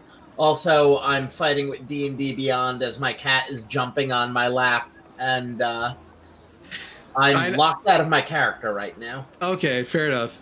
Fair enough. So, anybody who's got 10 or over, this place is so crowded. It seems like mostly humans. The majority of faces that you see are humans, but you definitely see a good smattering of dwarves, half elves, and elves. Occasionally, you'll see a tiefling or two. There's a tabaxi that does cross your path at one point, and then just quickly disappears into the crowd. Seeing the tiefling reminds me of glitter. But you do see, but again, it does seem, you do see a half giant, and the only reason why you do see a half giant is because not only are they pretty far away, but they're just heads and tails above the crowd. But they're not near you by any means. They're like, down on another street, just kind of passing the crowd with everybody else. But yeah, if you had to put a demographic to it, it seems made up mostly of humans, dwarves, half elves, and elves.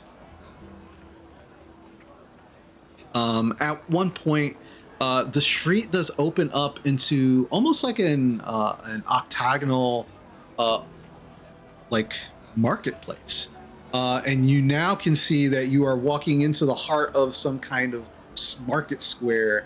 That is made up mostly of tents and stalls.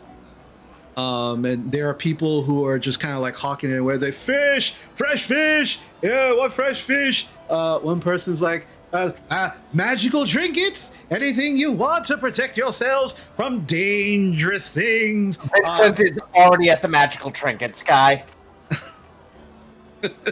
Well, too late. He's gone. He's gone forever. Yeah. And Mala follows right behind him to stop him from spending all of his money on something that costs 3 silver.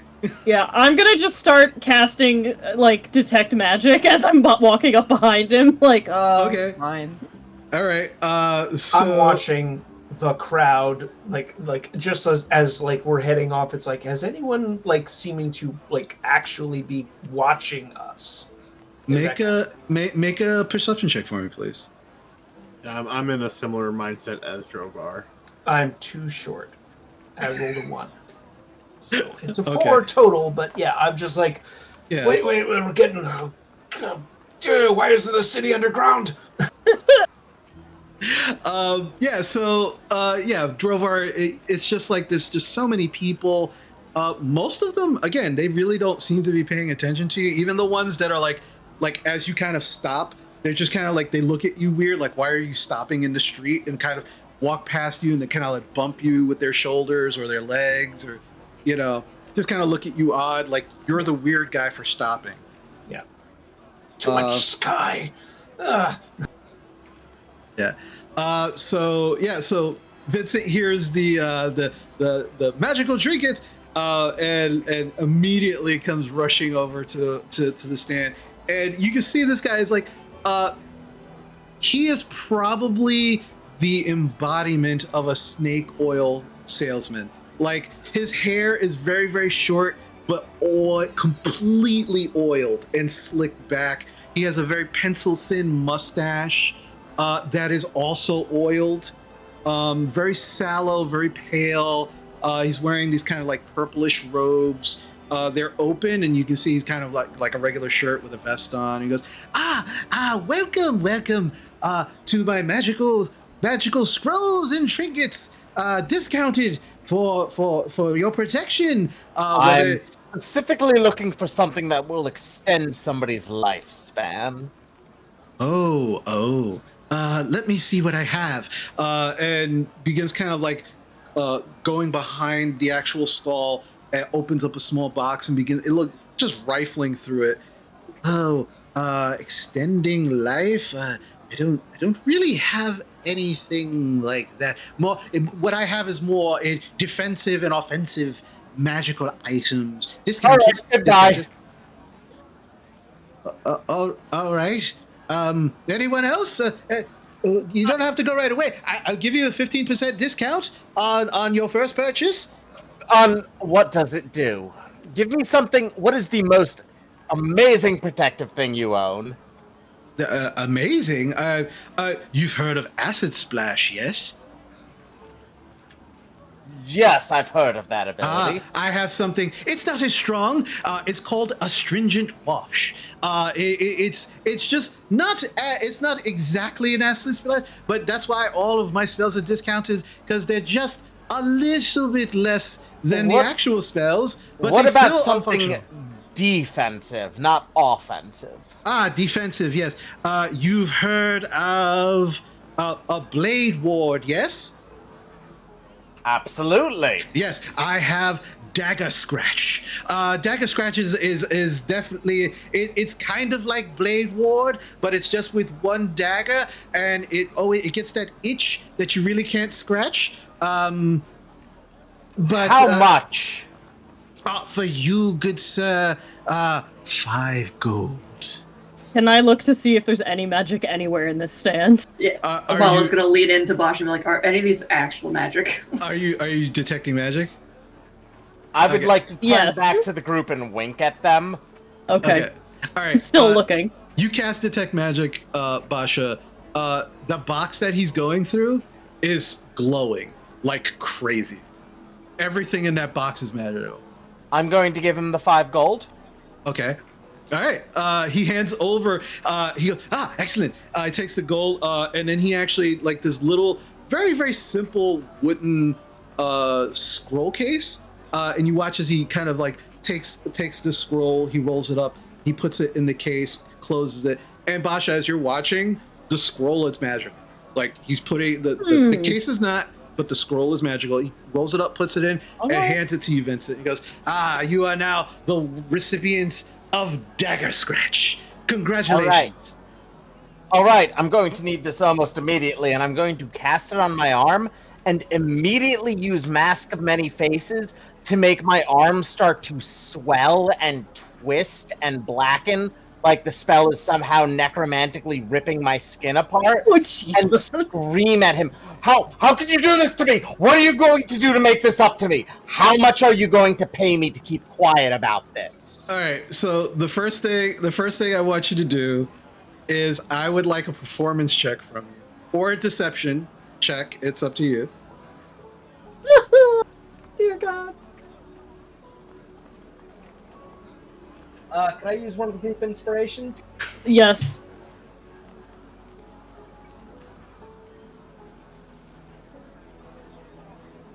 I'm gonna go with my first roll for a 17. 17. Okay. All right. So my first roll. Okay. And my second roll. Okay. You cast the scroll. You take it out. You cast it, and you all watch as Vincent casts it. It's a level 1 spell, so it's easily cast. You cast it immediately, and this small dagger just appears and begins kind of floating around Vincent. And as you kind of like focusing on your arm in your mind, you watch as the dagger just goes to your arm and begins very lightly just kind of like scratching your arm. You said it was a 20 that you got, or 17? 17. And immediately you all watch as Vincent's arm begins to kind of like swell and pustules begin kind of forming, and it just gets, you see blackened veins, and this man is horrified. Like he's just like, oh my goodness! What is happening? Help me! And Vincent, as you did, say, that's not what the spell does. Oh my god! How much are you going to pay me to make up for this? I needed this arm. I have a date tonight. As you say this, you feel a hand on your shoulder, Vincent, a metal gauntleted hand, and you turn around and you see that a guard from the Flaming Fist Mercenary Company says, "Hey, listen, buddy. Let's not fleece the commerce here, all right? I've seen magic before. It was kind of convincing, but you know, this guy's got a weak ticker. You don't want to keep fucking with him like that. Right? If he has a weak ticker, then I'll stop. He's kind of a con man, and I like conning con men. But if he has a weak ticker, I'll stop. I mean, he's not really a con man. I mean, he sells like really discounted magic stuff. It's magic. It's not the greatest magic. It's not. I mean, if you're looking for good magic stuff, this is not your guy. But it felt like he was hitting the first people off the boat who don't know what's good magic and bad magic. I was trying to teach him a lesson. If he's got a weak ticker, I'll walk off this one, and my arm like turns back to normal. Yeah. Con man to con man. I just didn't like him hitting the first people off the boat. Your territory, not mine. The guard just kind of nods. He goes, "All right, just consider it a warning." You have yourself. All right, you have a great day. Where are we staying, folks? Because I'd like to buy this guy a drink. I don't for know one. yet. I was asking where we go for good magic, though. Yeah, the merchant. He's just like, he's literally still like breathing heavy. I flip him another 5 gold. He doesn't try to catch it. It just you flip it and it falls in front of him. He very weakly like bends down and picks it up. He goes, puts it. He goes, "Please, I'm just trying to make a living here. I didn't finish my apprenticeship. I'm just doing what I can." Question: do you have mildly inconvenienced people instead of like hold person, like or something like that? Ooh, actually, yeah, you'd be really good for the sort of thing I like doing, which is finding people who are just sort of mean and making their lives more inconvenient.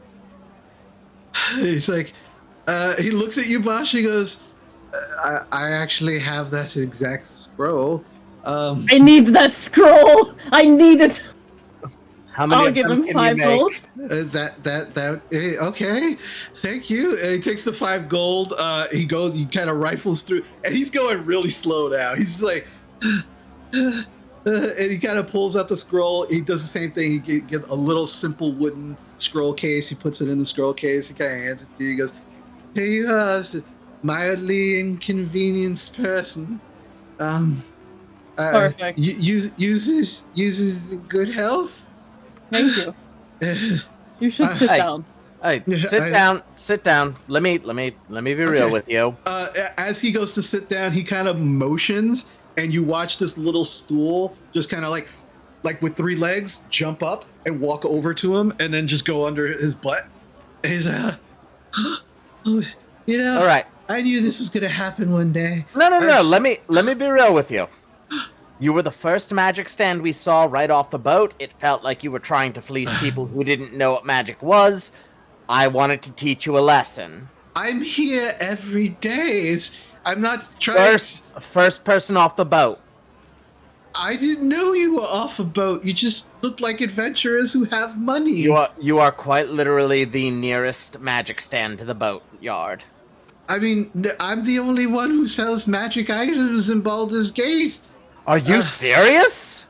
I mean, yes, because my magic is not super powerful. It's just mildly inconvenient. So no one else sells. So no one who sells like real magic items owns a shop in Baldur's Gate.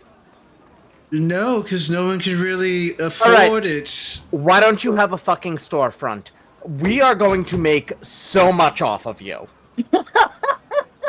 We are? We are? What? You are? How much would you need to open a storefront?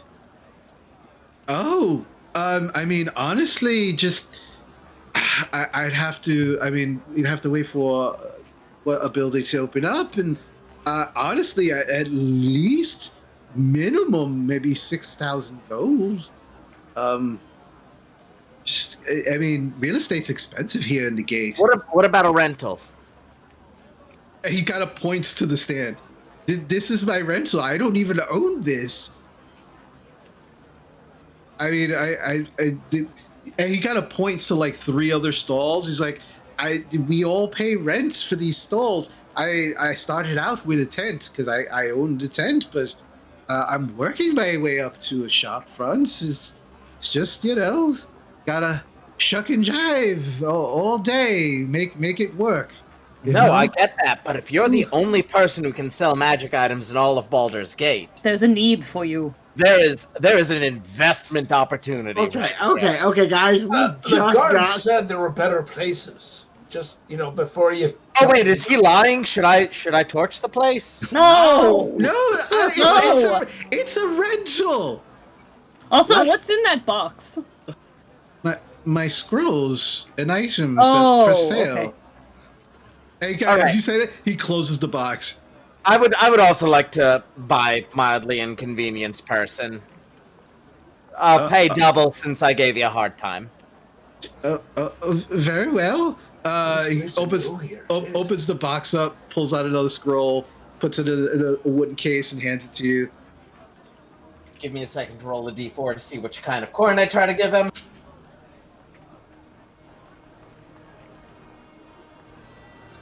I hand him a platinum. And he goes, thank you. Thank you. He puts it away. I let it go. I let it go. It's fine. Not even gonna correct him this time. Okay, you guys, it's night and we just got here. Let's keep moving. All right.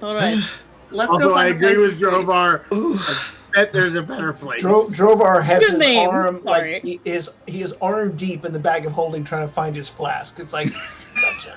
You're stupid. So you keep it on your belt, Drovar. You got No, to stop someone might throwing it steal in it. there. Nope. Someone might steal it. I didn't think I need it this quick. Put it in your chest, pocket. Put it against your chest. Whatever. That's his beard.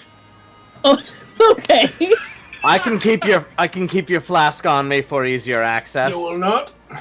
You just have to reach up my belt. Nope. It's okay. We're fine. Moving on. How much money did you give him? Just curious. For mildly inconvenient spells. I gave him 5, and he gave him 10 plus a platinum. So No, I gave him 5 plus a platinum, I think. you gave him 10 because you also threw a 5 gold at him just Oh. for being annoying. Good point. Because you almost killed him with a heart attack. Yes, that was heart attack pay. I genuinely thought it was some douchebag trying to fleece the first people off I a boat that's understand. never been to a big The city. amount of money he got off of you, effectively, he did. Motherfucker! No, I just grabbed let's it by go. his belt. You guys easily drag him off because Vincent Yeah. is not a very strong man. Come on. You can see this guy has closed his box. He's now holding it very close to his chest as he's just watching you all drag Vincent off. Don't come back! We won't. Just keep going. That's unfortunate. End, please. And we don't try to give other Yes. people heart attacks. Wait a minute. I'm gonna kind of run back really quick. Wait. Well, no, it's okay. Where's the best inn to stay? Actually, there's a number of places. Where are you staying?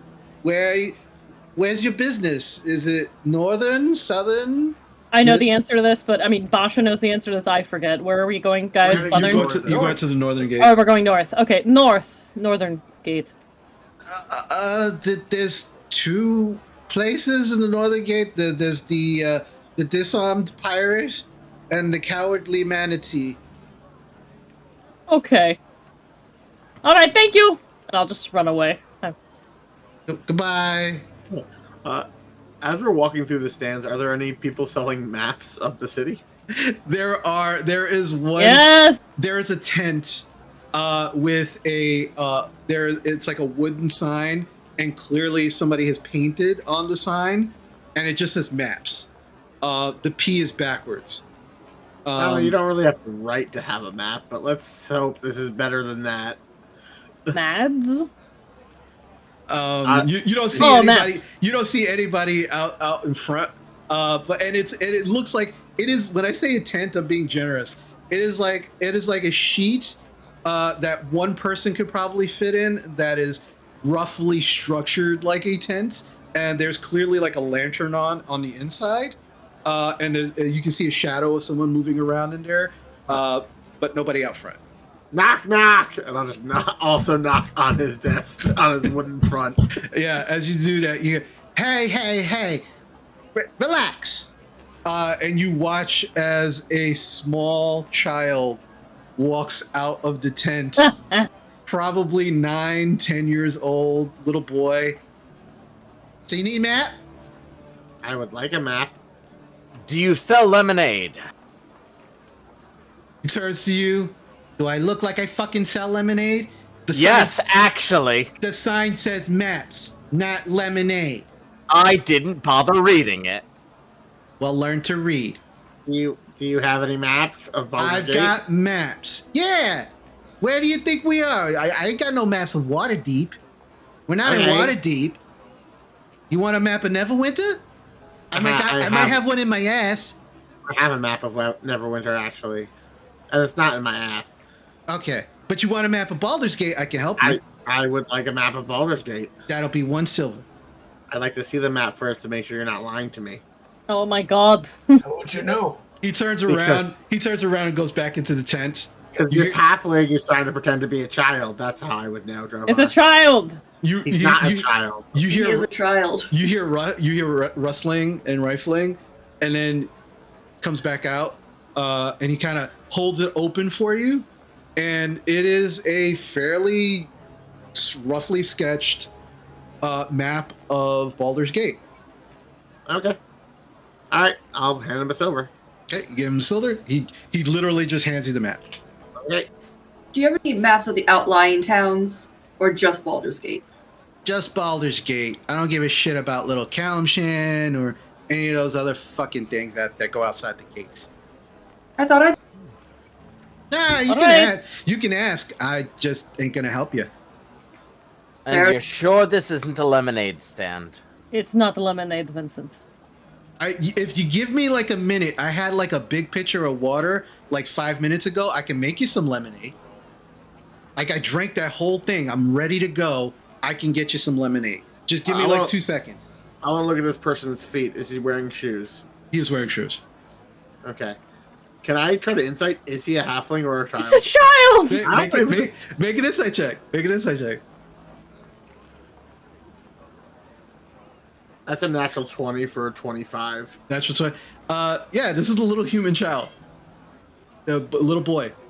He seems like he's got like this is a rough 10-year-old.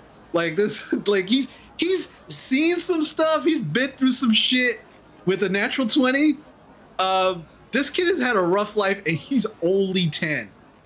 He's already learned how to Man, kill. I wish he was the halfling I probably. was trained. He would have got a lot better skilled. You can definitely also see calluses on his hands that are very indicative of small weapon use. Like daggers or short swords. Yeah. But the map, it looks like a decently drawn map. Yeah, it's rough, but it's clear. Like it's not like it's obscured in any way. It looks like a fairly decent map of Baldur's Gate. I was rude. Sorry, my name is Gorple. What's your name? Leon. Okay, Leon, whether that's your name or not. I might, there might be more coin your way if I can, later on, I might have some questions since you look like you know this place pretty well. Yeah, I've been here all my life. I can tell that. Is this where you hang out occasionally, selling stuff? I live here too. Okay. Well, Leon, it was nice buying a map from you, but I might come back later with some coin and we can maybe talk. I have some questions. All right, and look, for 5 copper, I'll make all the lemonade you want, tall guy. Listen to me, you little shit. Time to go. Time to go! You be my older brother because I was raised in a very poor household. As I'm being dragged off. Yeah, as you're being dragged off, like he didn't flinch at all when you came at him.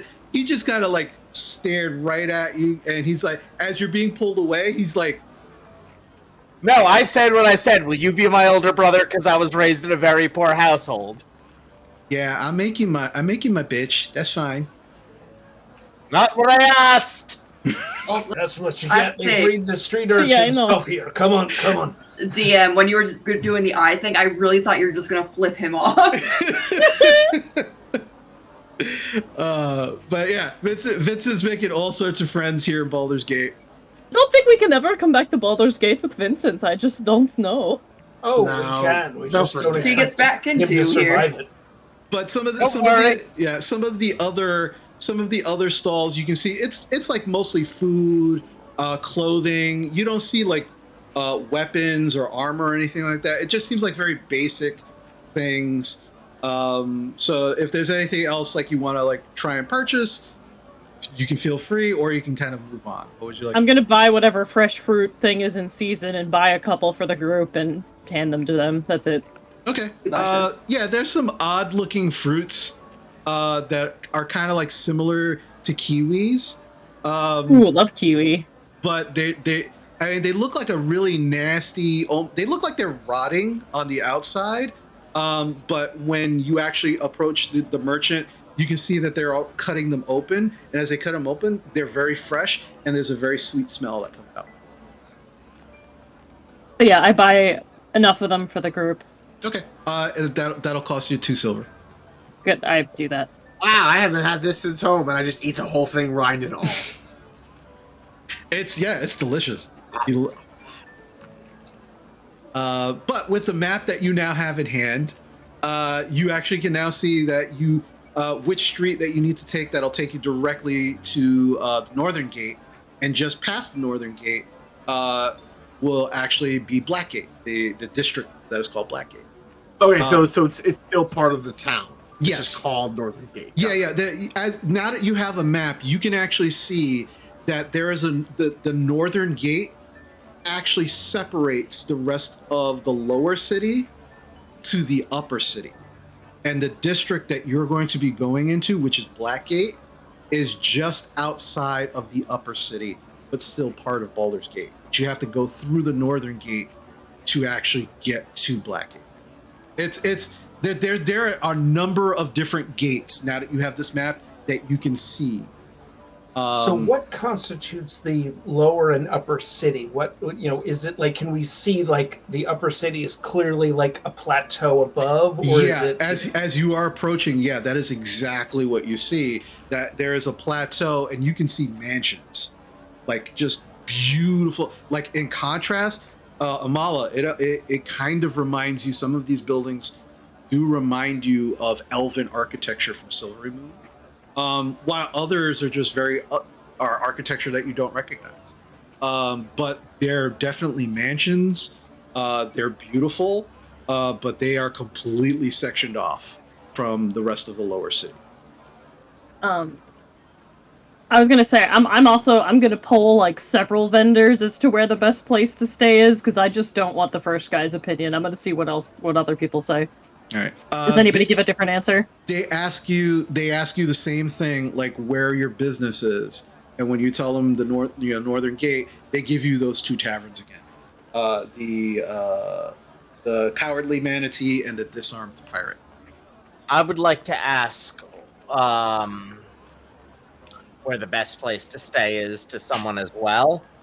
But the answer I'm going to give after seeing that 2 times is, I'm here to see sights.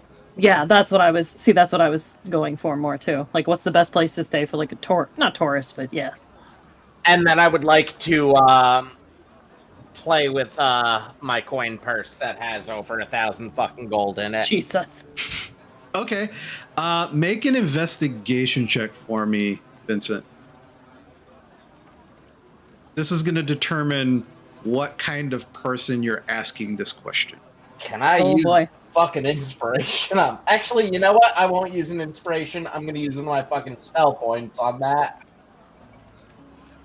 18. 18. Okay. All right. So yeah, you actually stop this woman, probably in her late 40s, early 50s. She actually has a small barrel strapped to her back. And as you kind of stop her to ask this question, you ask her, what, I'm here to see the sights. And she kind of looks at you. She goes, Are you touched?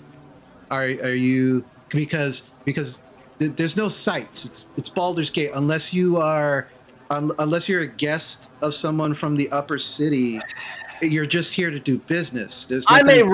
I'm a rich tourist that was raised very sheltered, and I'm trying to see the rest of the world, and I want to stay in a Ponzi place because that's how I grew up. Gotcha. Okay, so the answer is yes, you are touched. Okay, so if you go to the upper city, there are some nice buildings that you're not allowed to go to.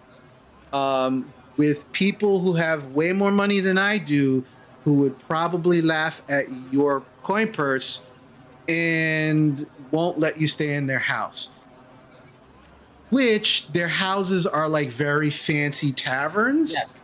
No, but they're not going to let you stay there. I don't want to stay in somebody else's fucking house unless they're renting it out. I'm somebody who has enough money to stay in the nicest hotel for rich jackasses, because I think every rich person is a jackass. Okay. Because I was raised around jackasses. Wasn't raised around rich. Never mind. Okay, so getting at. Right. Okay. Where can I get treated like I have more money than I should? Okay, so probably the nicest inns are going to be nearest the upper city, because they're going to try and attract that kind of business, even though nobody stays there. But they want to kind of seem that way. If you want to be treated fancy-like, then I'd probably say the Disarmed Pirate is the way to go. All right. Because they like they overcharge for the food, for their services. They give you massages and stuff, and they overcharge for that. As a thank you for the advice you're giving, I am going to buy you a night at whatever fucking fancy ass place you're telling me about. So, is that actually the kind of place you would like to have free room service and everything at? I mean, nothing is free at that place, but I'm going to pay for it for you. Oh, yeah, you want to give me the money for it? That's fine. I'm not going to say no to money. No. I'm going to buy you a night there and pay for your room service. Is that actually the kind of place you would want to go to if it was... if I had a day off to actually do that, yeah, but I work every damn day, so I don't have time. Like right now, you're cutting into my work time, so like... Cool, here's a platinum. Thank you. You have a good day, sir. And she takes the platinum and she just trudges off. Cool, we know where to go. I'm going to roll a d4 to see what coin I actually give her. I give her a gold and think it's a platinum. Okay, she took it anyway. Didn't say anything and just kind of walked off. All right, so this is the best tavern we could find. Okay. All right, let's go make our contact, because he might have lodging, and we don't even have to worry about this. Yeah, but I wanted to stay in fancy it's a good not idea. so fancy town, dirty town. I don't know. You Very just want someone to down. give you a massage. I mean, Yeah, that does sound nice. I do like massage. You know how I like massages. Yes. this isn't the worst. Take you all to Silvery Moon, and it's going to be wonderful. Look, everything I found out about this place is it's not as bad as the cult I was raised in, but it is everything the cult warned me about when they said the outside world was a bad place. Yeah, that's actually kind of fair. It's definitely not Neverwinter, I'll tell you that. Silvery Moon. That's the damn truth. Couldn't tell you, never been. One day Someday. I'll take you there. Yeah, I'll introduce you to family. They will feed you like a king. I mean, honestly, it's very similar to Port Nazaru. That place is just trying to fleece people, and there's walkways, and you're pushing through everyone. Fairness, It's weird. It's It's a mix of like lawless people robbing you, and then strict rules stopping you from retaliating against the people robbing you.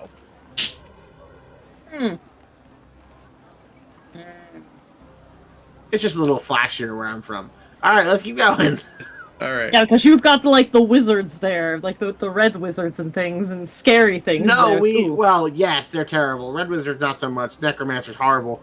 But no, just there's a lot more color. Like there's a lot more like silks and fancy colors. We have a lot of dyes you can find in the jungle from natural berries, and just the town is a lot more flashy, but just as busy and just as dirty. Yeah, this is just muddy and gray, really, And also way warmer and nicer in climate. and oppressed.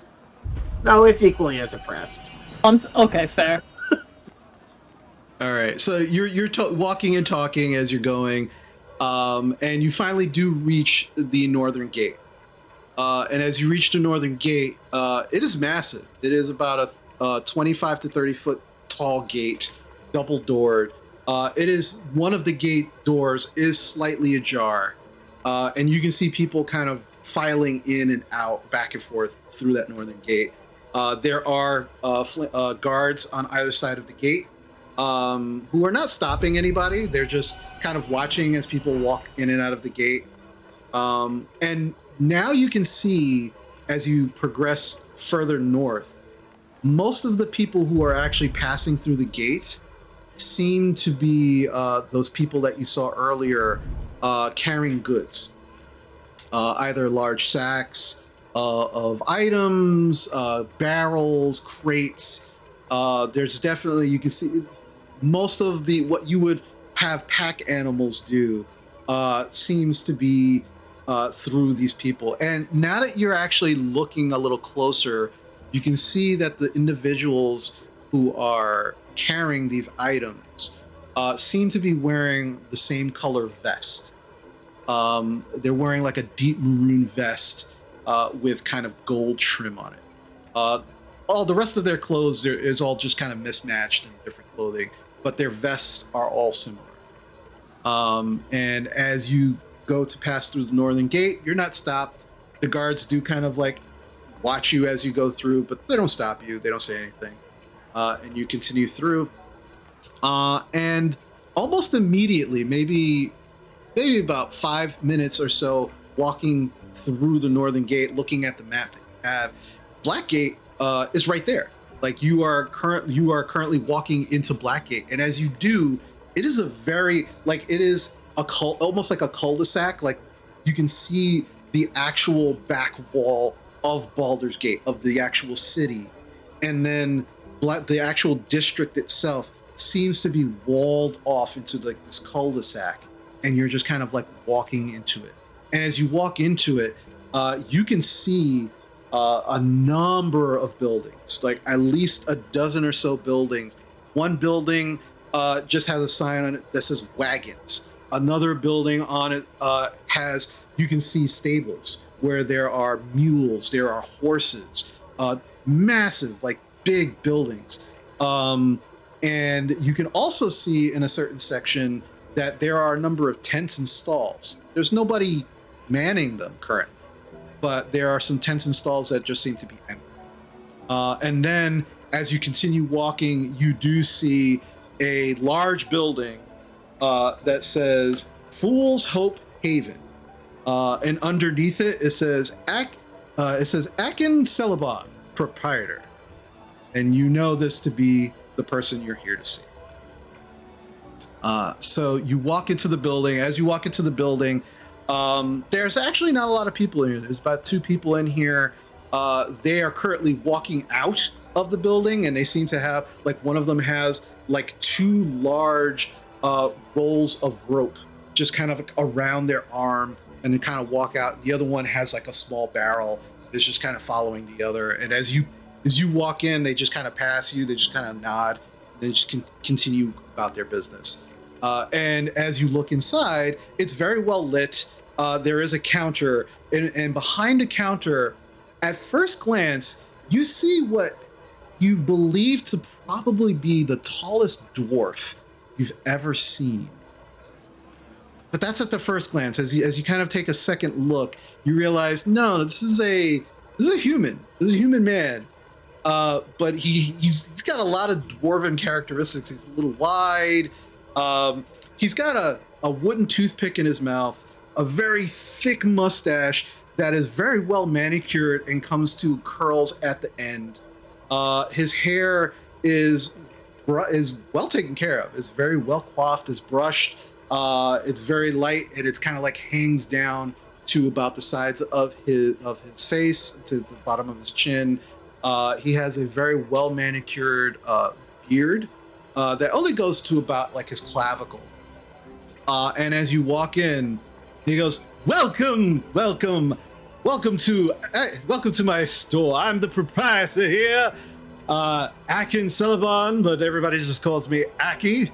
Look at you, beautiful, beautiful people. What can I do for you today?" I will look around. Is there no one else in the store? No, it's just you and him. I'll just kind of flip over my lapel. Ah, you've got a fancy badge. I've seen one of those before. Order of the Gauntlet, if I'm not mistaken. Yeah, we actually came to speak to you. I'm pretty sure you should have maybe news that we were coming. Maybe. Make a persuasion check.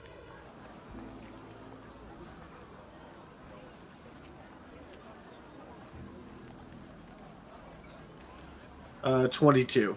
22. He kind of looks at you, and for the first time since you walked in, he actually starts like looking you all over very, very carefully. He goes, you're Froome's people, aren't you? Yes.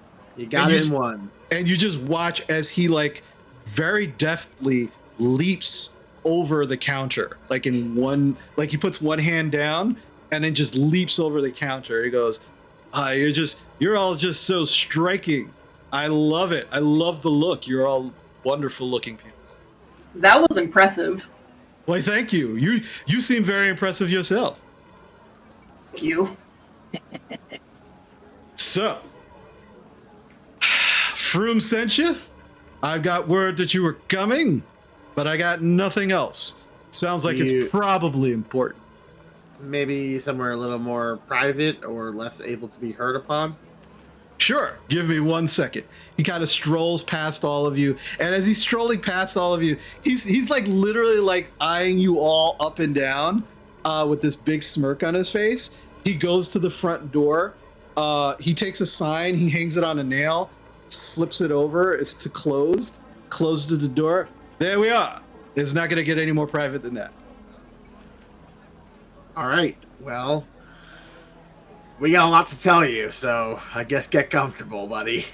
Oh, it's one of those stories. Hold on. And he reaches into it, and now you can actually see him. He's about 5'6", 5'7". He's very wide. And he's wearing knee-high boots with large cuffs, almost like pirate boots. His pants are kind of like very, very billowy. A simple shirt, a simple tunic, and then he's got this long. At first, it looked like a vest when he was standing behind the counter, but as he kind of like jumped over, you can see it's actually just a sleeveless coat that he's just kind of like long black coat. So he kind of reaches into what seems to be like an inside pocket, and he pulls out a pipe and he begins packing the pipe. And as he's packing the pipe, he's like, "Well, please continue. If this is gonna take a while, I definitely need a smoke." About how old is he? He seems to be maybe in his 40s. It's kind of hard to tell. Like, he doesn't have like wrinkles and like it's just there's something a little like almost youthful about him, but he doesn't seem young. All right. Do we have any did we get any word of like how he would prove he's himself from Froome? No. All you guys got was a name. And it's like pretty much go to him, tell him stuff, and he might be able to help us? Yep. Okay. All right. So I don't know how much you know, but we are hunting the Cult of the Dragon. Ah. They're back. There was a large contingent of them, we believe, heading toward their next plans for Baldur's Gate, and I will just start info dumping on him to try to catch him up because I'm like, how do we pursue this mission? We just got here. We knew that we had maybe 30 days. We're 13 days in, but the other guy thought it was maybe 2 or 3 weeks, so we might be really close. What do you suggest? And I would like to insight his reactions to Gorple info dumping as I would well. also Okay. like to do that. All right. Anybody who wants to do the insight, feel free. 23, and that was a nat 20. Ooh. Teen. Okay. Hold on a second. 17. Hold on. So we got a nat 20 from Basha. Vincent, what'd you get? 17. 17. Mala? 13. 13. Gorple? 19. Oh, I'm 14, sorry. 14. And Drovar? 2. I'm still trying to figure out if he's partially dwarf. It's like, I haven't heard of half dwarfs before, but maybe. We have half elves. Right, it's he's just looking him over. It's like, son, Yeah. probably not, but you never know. So, Basha, Vincent, Amala, and Gorple. As you're kind of info dumping and giving him the 411 on everything, at this point he's packed his pipe and he's smoking, and he's listening very intently. The whole time, still just kind of like eyeing all of you up and down, and he also seems to be kind of making his own kind of determination of what kind of people you are in this moment. Vincent, Amal, and Gorple, and Basha, you definitely get the sense that he's definitely on your side. Like, he's definitely there to help you. He's especially the way he's like intently listening. There's definitely he's definitely a friend of Froome, because every time you mention Froome's name, you do see occasionally like a little smirk, a little twinkle in his eye. But Basha, with that nat 20, you do notice that every time the cult of the dragon is mentioned, he pulls a little harder on his pipe, as if it's a little upsetting to him to hear actually the name, the cult of the dragon. Something about them is upsetting to him, but he's doing his best not to show it. And for everybody except Drovar, you also get the impression like he's a very, very calculating person. Like, he portrays himself to be a very open and jovial and like out there person, and he seems to actually genuinely be that kind of person, but he can be 100% business, and when he is, there's no stopping him.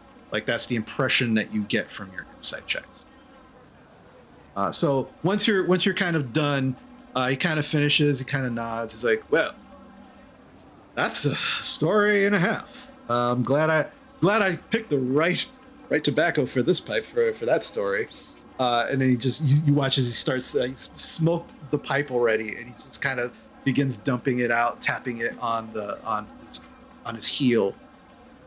Well, let me get you all some seats, and I'll tell you exactly what's going to happen. And he pulls out some chairs, some stools for all of you. He kind of sits and he goes, so, if you need a caravan, I'm the guy that you got to come to. All right? And the way this works, the way Baldur's Gate works is, none of you've ever been here before? All right.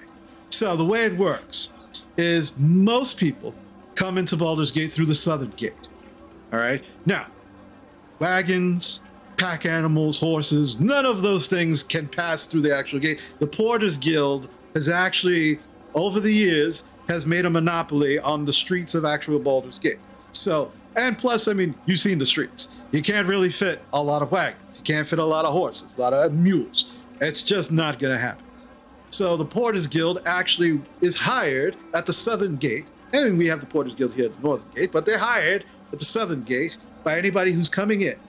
And now, if, say for example, you're a cult there, they're looking to travel to Waterdeep. They're going to come from the southern gate.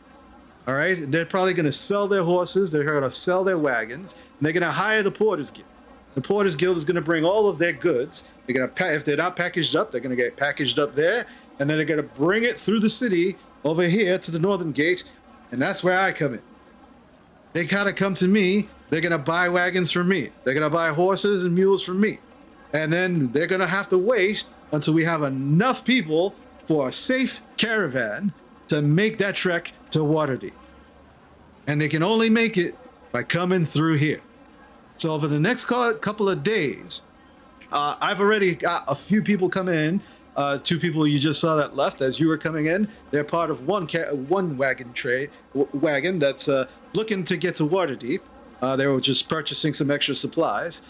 Over the next couple of days, if people need guards, if they need bodyguards, if they need protection of any kind, I rent out the stalls and the little tents there. They're going to put a for hire sign up, and they're going to look for people to hire. That's where you come in. All right? So you're going to probably want to talk with those folks, try and get hired on. And once there's enough people, and you see that your cult people are coming in and they're part of the caravan as well, that's when you get hired. Now, you use my name, there's a really good chance you're going to get hired like that. All right? And if they come to me, don't worry. I'm going to give you glowing recommendations. So... And what happens if they just have a marching army, if they're not bothering with caravans and such? Well, I mean, they're still going to need wagons. They're still going to need horses. They're going to have to figure out, and trust me, the reason why all of these wagons get together is because it's safety, baby. You don't want to travel north from Baldur's Gate without safety in numbers. So nobody's actually leaving until we get at least a minimum of 7 wagons ready to go. But the thing is, we don't know if they're going that way. We don't actually know that that's their destination is Waterdeep. Well, I can tell you this: if they're gonna travel, right? Let's play some hypothetical bingo here. All right, if they're gonna travel with goods, they're definitely gonna have to come here. If you hang out at any of the bars or taverns anywhere near here, you'll definitely see people passing back and forth through Blackgate. And you can probably find, if these cult people are coming through, you'll probably be able to spot. All right? Now, if they sell all of their goods at the southern gate, but still need to make it to Waterdeep, they still got to come to me, right? They still got to get horses to travel, because let me tell you, you do not want to travel north on foot. Are there other places that these caravans go than Waterdeep? Well, I mean, on the way to Waterdeep, they usually stop at Daggerford. That's like 120 miles out of Waterdeep.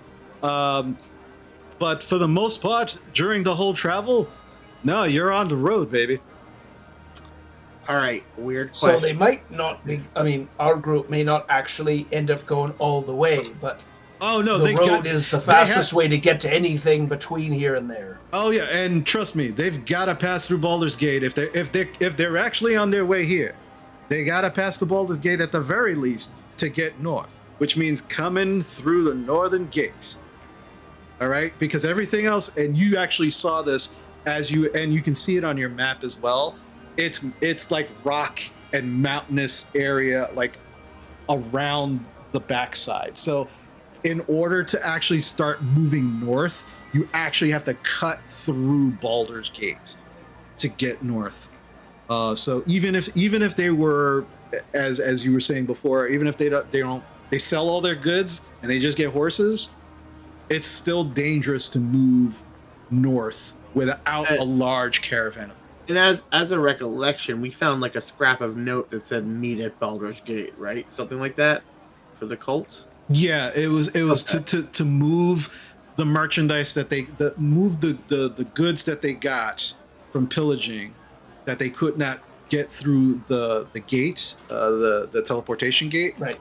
They could only teleport so much at one time, so they got the big, like the coin, the easily transportable stuff, and now they got more stuff. I bet we're gonna find that cart and our horse. That's probably what we're gonna spot before we spot anything else. And my shield. Well, maybe we can get them back. But we might be able to find Hank in our cart again. Right. Yes, I miss Hank. He drove our looks. Who's Hank? If we're close enough. Who's Hank? Who's Hank? Hank, wait, Hank. I'm also curious as to who the fuck Hank is. We'll talk about Hank later. You can cast magic to find things, right? No, I don't. Can I? What? There is a spell. that Locate lets you object. locate I was I thinking don't objects think or I took that. creatures. I don't think I know that spell. All right. I could learn that spell. I could. You're maybe. always surprising me. I thought that was a spell you knew, because then we could just try to find the shield, because that's a unique thing. There's nobody else. Locate objects. I can locate objects. Oh, then what? You can do it. Then maybe the shield is here, or Hank, or the cart. But we've got some things to look for. Well, if you're looking, like I said, if you're looking for a cart, if they're coming through the southern gate, it's not getting past the southern gate. So they'll probably sell it at the southern gate. Oh. They're gonna try and sell How- Hank. Yeah, how would we get our cart back? Well, then how can we get it over here to the northern gate? All right, never mind. What we're gonna have. Well, we got a couple of time. We probably have a bit of time. We can try to see. I mean, if we find any of those things here, that means they're here, or they have been. But now we've got to come up here, and he looks over at Vincent. You might be the best one to spot members of that group. Oh, Just please! don't- I've already been thinking about what I should look like. No, not you look like. You'll recognize. Oh, I know I can recognize them. I need to look some way where they won't fucking yeah, that's recognize also- me. I mean, you can look like anybody. Mr. Aki. I think that's Aki, you just call me Aki. So you can tell, obviously, you size us up. We're adventurers. No, the hell you say. Is there a place to buy and sell magical items? Because I'm going to be honest with you, the cult kind of knows a lot of us. So disguises would probably be really helpful. We straight up fuck around with them, and I imagine the higher-ups have an idea of what a grung looks like and is after them. Well, I'll tell you this much. There is this really, really creepy little guy that sells these shitty little magic items in the marketplace. But he's the only guy in the area that sells magic. I mean, magic is not illegal here in Baldur's Gate, but there's just been so many crazy things that happened in the last 20 or 30 years or so that magic is kind of frowned upon. So there's not a lot of... I mean, don't get me wrong. There's like a lot of like buying and selling of magic goods between individuals here at Baldur's Gate, but there's not an actual marketplace for it. Most of that just passes through here and goes to Waterdeep, Neverwinter, and Silvery Moon. I'm already. But if you're looking for disguises, I got just the thing. And you watch as he gets up and he leaps over the counter again. You see him, you see him kind of open up a side door, and he kind of bends over. You hear it like creaking of wood. He seems to be kind of like rifling through some stuff, and you just watch as he starts putting things over his arm, and then he once again leaps over the counter, and you realize like there is like a counter flap that will like go up and down, and he's just not going to it. He's just jumping over, and he comes over and he's got like he goes, "Here you go." And he just drops like this pile of cloaks. And it's just, they're various sizes. They're wool. Look, everybody here in Baldur's Gate, I don't know if you've seen it, the weather's real shitty here. So everybody wears cloaks. Everybody wears hoods to get the weather, the rain, the nastiness off of them. Everybody gets dirty. It's the best disguise because nobody looks at you here in Baldur's Gate. Other than that, I can't help you. Sorry. We have noticed that here. Good, I'm definitely down for this cloak because it's so rainy here. Is there a red or purple cloak? They're all, whatever color you're looking for, there's probably that color in this pile. And Cool, also specifically in your sizes. Yay. Silver, yay! We're supposed to blend. They're a little muddy. They're not exactly pristine, but they are all wool.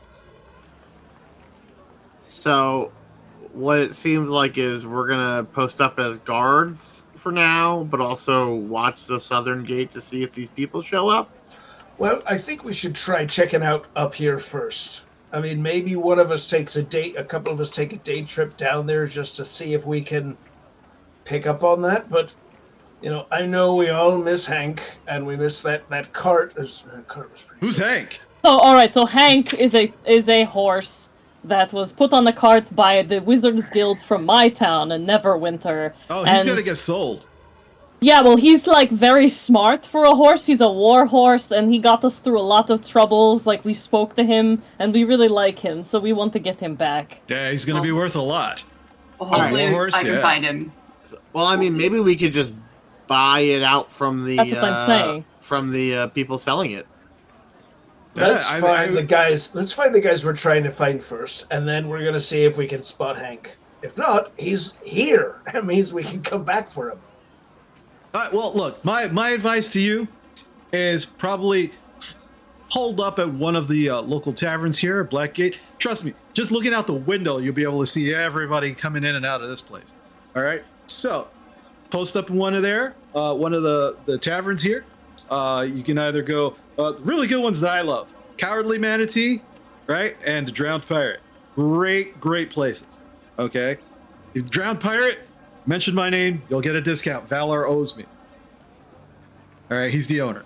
John Pirate, it is. So, but like I said, if you want to make your way over to the southern gate, no problem. But correct me if I'm wrong. Your little story there about this cult seems like you probably want to be a little incognitus, right? Like you just don't want to be seen. You don't want them to know you're here. Cloaks are going to be your friends, all right? And I probably would advise against direct confrontation. The Flaming Fist, not really good with direct confrontation. Their go-to is pretty much put you down, ask questions later. So that's my advice. But like I said, next couple of days, you're going to see some folks with for hire signs and some of these tents and stalls, looking for guards and such. Mention my name, glowing recommendation. Sure. I have one last question for you specifically. Go ahead, beautiful one. Well, thank you. What did the cult do to you specifically? I noticed you almost flinch a little when you heard their name, or at least I can tell that they bother you. What did they do to you? You watched like his eye just ever slightly twitch when you asked that question. He goes, well, if you survive the next couple of days here in Baldur's Gate, ask me that question again. And buy me a drink. And I will. And maybe I'll tell you. All right, well, I will.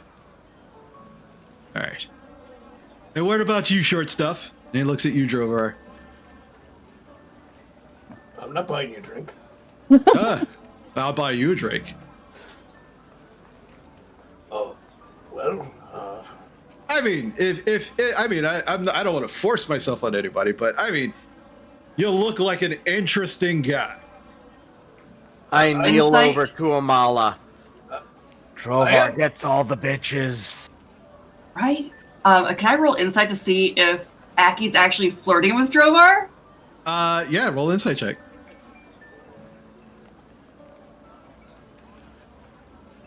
It's a 14. 14. 17 on my end. Okay, both of you. He's flirting with everybody, but he's flirting hard with Drovar and Basha. Definitely back to Vince of like, he does get all the bitches. Why does Drovar get all the bitches? I could literally look like anyone. They don't know that. I think it's the dad vibes. He is kind of a dilf. I'm kind of like standing right here. I hear all. You can hear Oh everything. my! I lean over to him. Drovar is kind of a dilf. I mean, look at the muscles, the tattoos. I mean, he's like the package. I mean, look at him. And then he points at you, Gorple. But I will say, I have had the most extravagant affair with a grung. And let me tell you, that was a trippy relationship. I mean, so much fun. that makes sense. So much fun.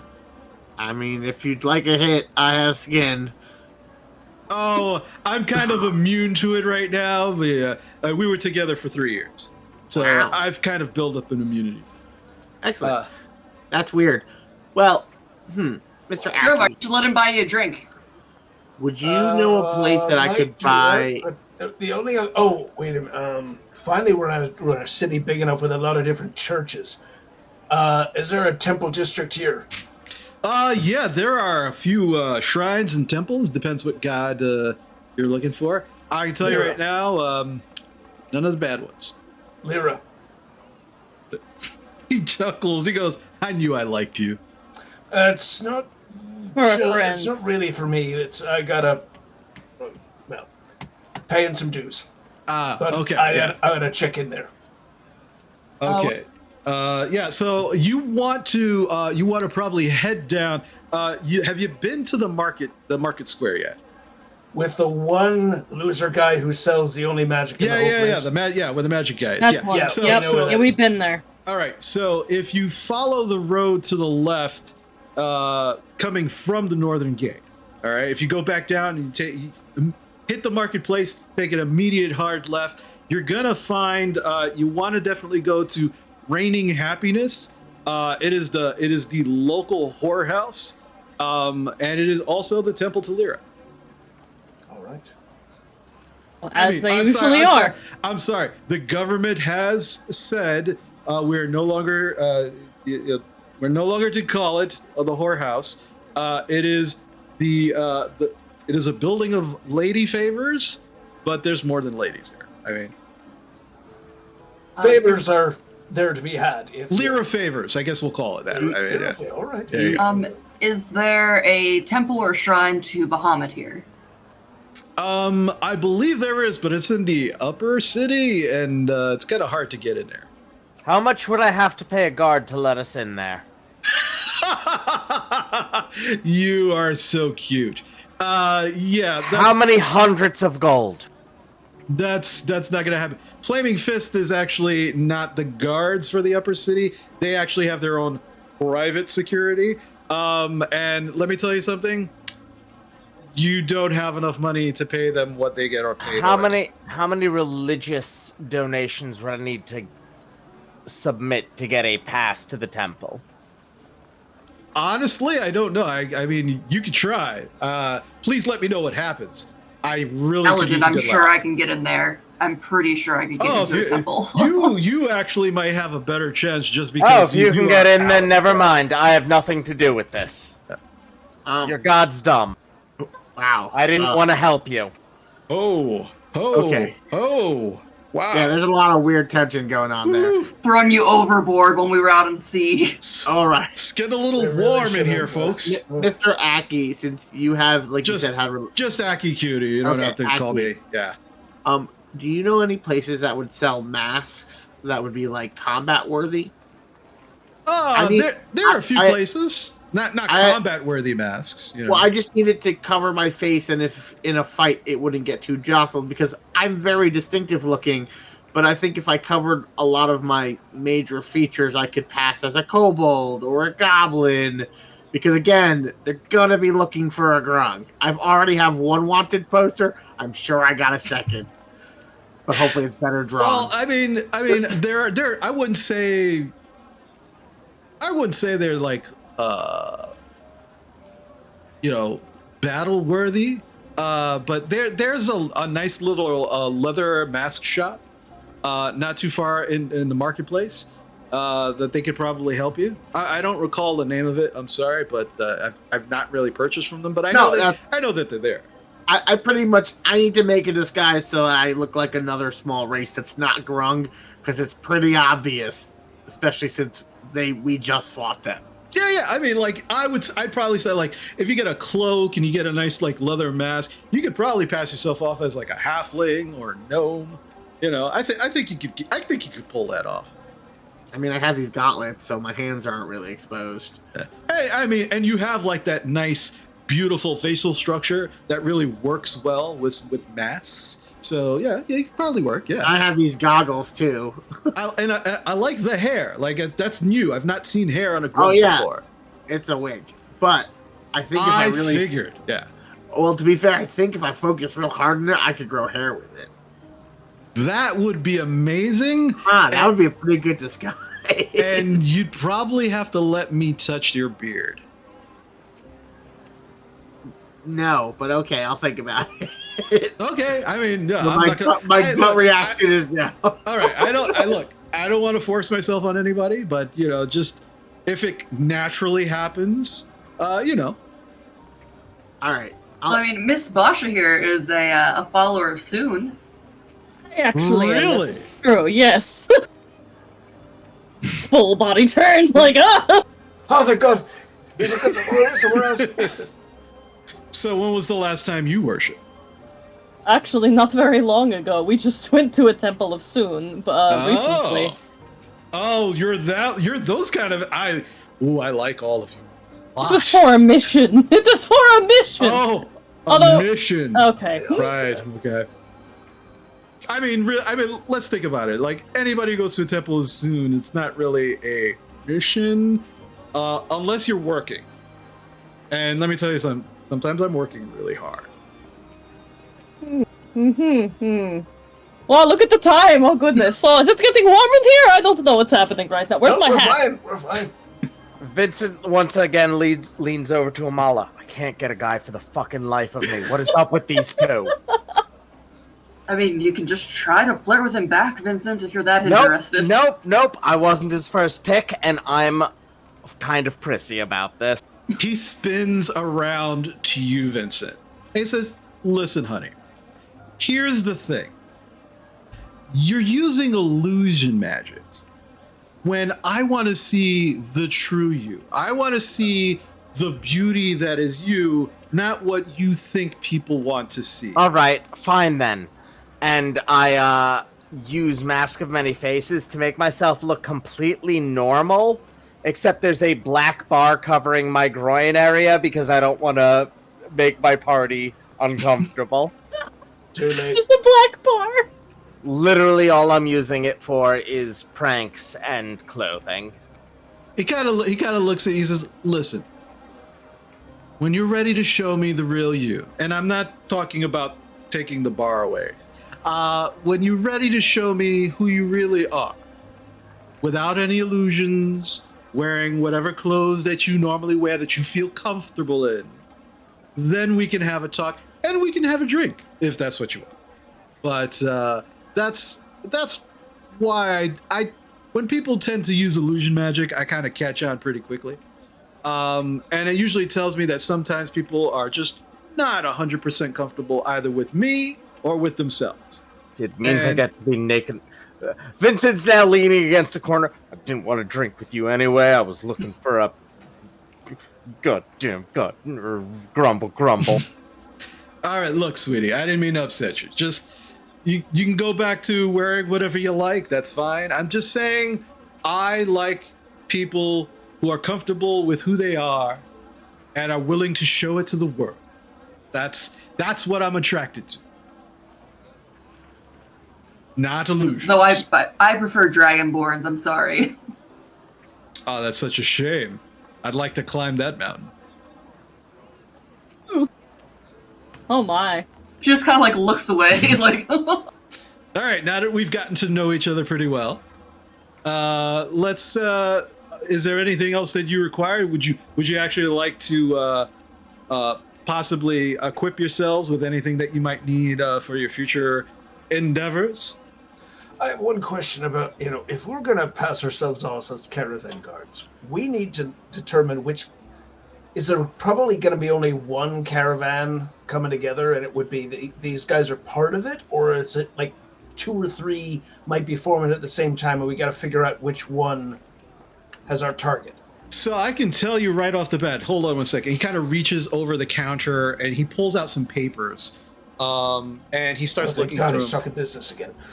And he starts looking through the papers. And he goes, "Well, I've got right now. I've got 4 wagons who are ready to move, but we don't move caravan until we have 6 wagons or more. And these 4 people are, as far as I know, they've already kind of inquired, light inquiries. Some of them need guards, some of them need bodyguards, and so they're going to be out here, like I said, in the next couple of days, looking to hire. Now, your cult people, if they show up, depending on how many wagons they're looking at, or say for example, again, let's play some hypothetical bingo here. If they actually come and they want wagons, right? If they get 2 or more wagons, boom, this caravan's ready to go.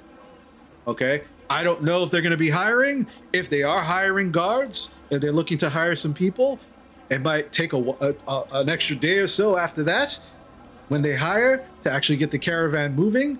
In the meantime, I'll try to drum up some more wagons, because the bigger the caravan, the safer you are. But currently, I've got 4 caravans waiting. We only need 2 more.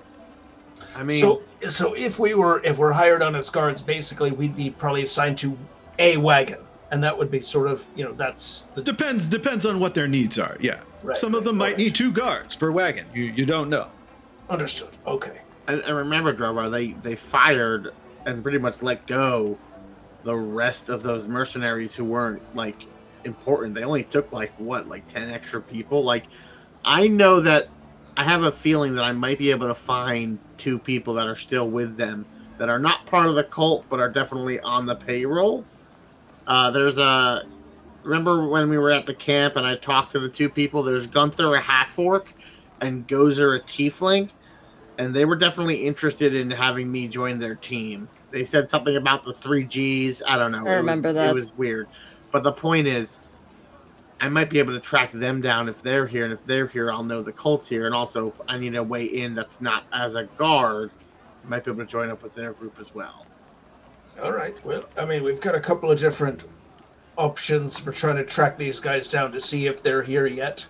And, then get in. If we can't get in with them because it might be too risky, we get in with another wagon so we're close. Because all we need to do at this point is just figure out where they're going. We don't think they're going to Waterdeep, right? We figure they're going to turn off somewhere. Plus, that's kind of the thought we had, but we don't know. Well, at the very least, they're coming here. I mean, Then another thing to consider is if we can get our hands on Hank and our wagon, that thing could easily cross around the mountains of Baldur's Gate. Good Yeah, luck if we getting wanna that through take the a city. No, like around the city. Good luck. I mean, Hank's pretty impressive, and so's that wagon. I mean, but we haven't seen the whole terrain. Let's focus on finding these guys. If we can find Hank, hell, we put him on the boat. Buy him, get him on the boat, get the cart on the boat, so we've at least got that thing back. Because at some point we're going to need faster transportation. I mean, I'll say this. If we can see them before they come in, I might be able to steal Hank from the cult. Well, that's making waves. We want them to We think don't want there's to do that. nothing wrong, that they're nobody's picked up on who they are, and if suddenly, 2 of their guards have, been knocked on the head or are dead and some of their stuff's missing, they're going to get suspicious. We don't want them suspicious. If they part ways with Hank and the cart, we just buy the damn thing. I mean, he points at Vincent. Vincent's looking to spend his money on everything he can find. Let's have him spend it on something worthwhile, like getting the cart back and Wait, Hank. spending my money? And Vincent starts reaching into his pouch. No, you're Not fine. at the second, no. No. Okay. You're good. Oh, I mean- you're just a precious thing, aren't you? I'll say this, which is, if not, I'm probably the best of us not to be seen. You're the best of us. Okay. All right. No, No, Yeah, I agree. Gorple is the best of us. Okay, that's not true, but Second to Ed. You're right. Second to Eddie. But the point is, if you want me to kind of scout toward the south end and see if I see them before to kind of get a lay, I'm willing to do that. If we're gonna have to spend time, but we don't want to be seen. That's the key. The cloaks are going to be pretty good at keeping us hidden, but you might be the best at quickly moving around and getting a lay of the land. I think I want to get down to the Temple of Lyra at least once. I don't think we should all go as a group. I think most of us pretty much stay here, and we have maybe we go in pairs down to the lower city, look for a thing, do a thing, and then come back. So we don't.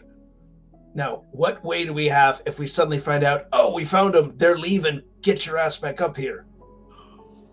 Well, I mean, we could have check-ins every day at certain times. So, I've staked out places before, waiting for my prey to show up, working for the Shameless Brothers. So I think if we have kind of checkpoints in out the city where we how the city's pretty, it's like a 3-hour walk from end to end, right? Yeah, it's pretty long, yeah. Okay. Do the caravans always, if they start off, I figure they always start off around dawn, the start of a day, to get the most distance covered? Yeah, pretty much. All right, so that's basically it. We just have to make sure we're all back up here and pretty much ready to go by nightfall. You know, if people don't come back from where they said they were going and it hits dark, something's wrong. And then the rest of us got to go track them down.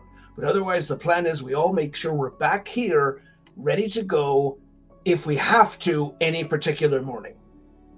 Yeah, because All right.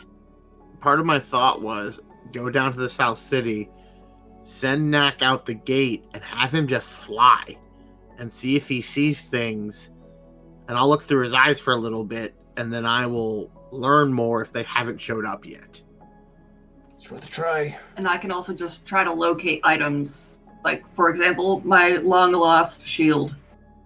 And like that's not a bad thing, Amala. Like if you start at the South Gate just to check to see if they've arrived, and then maybe make your way through the marketplace, make your way through, follow some porters toward this end. It may not be a bad way for us to kind of figure out, while also doing other stuff that I don't really know what we want to do. I guess should we send our boat to Waterdeep? Like what's our plan? I think we got to keep the boat here for the time being, just because we don't know where it's going, and we may end up not getting back on that thing. Because I don't think this caravan's going to Waterdeep. They're gonna, if they've still got treasure from Greenest, they're going somewhere with it. It's just the road is the easiest way to get closer to it, and at some point they're just gonna go off. Maybe they plan to wipe out the other caravan. Maybe they're just gonna go in the one day. It's like, no, we're done, and just split off. Don't know. But we've got to stay close enough, and maybe it'll be along the coast, and the boat can be there. But I don't know if we've got a way to keep telling the boat captain. It's like, no, keep going up another day up the coast. Yeah, wait there. No. Well, I was gonna say is the only thing I was saying is that we know that we're eventually going to end up in Waterdeep personally. So if we get Hank back, we could put him on the boat and then send him with the boat to Waterdeep. I don't know. Point is, I'm saying is we have a lot of things to do in Waterdeep. We got to go to the Temple of Bahamut. We're gonna go check things out. I got people to talk to. We have some things to do in Waterdeep. So I was just saying that if we know we're going to be moving down the trade road with a group of people, we could just send the boat ahead of us to Waterdeep so that we know when we get there, it's there. All right, well, let's at least wait until we get a sense of what day we're heading out. Yeah.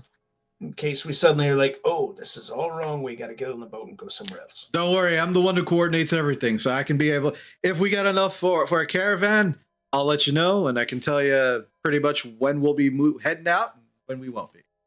All right. Okay. I want to get light armor clothing, like leathers or something, because my outfit is very recognizable, and I know that they saw me before in the camp. So I think just making myself look a little different would probably be good. So if we can get hands on that, that would be. And I guess I'll stop wearing my hat. But yeah. Well, yeah, you could definitely find clothing in the marketplace. That's fair.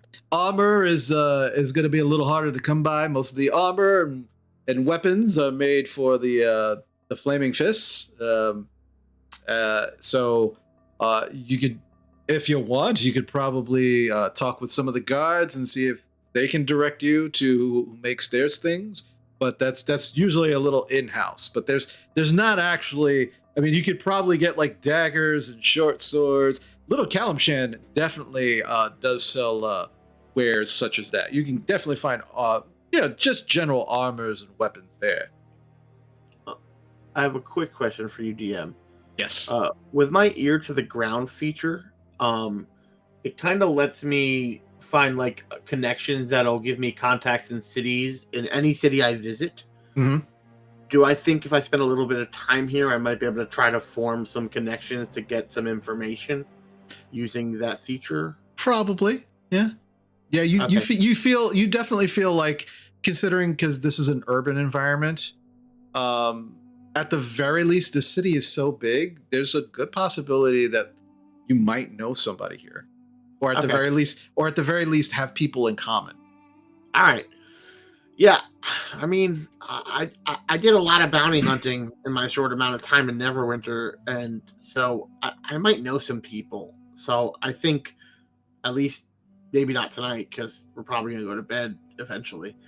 But I'm willing to start working some people. If anyone wants to come with me, you're more than willing to. But I don't know what I'm gonna probably talk to a bunch of people and also do what I said about searching outside.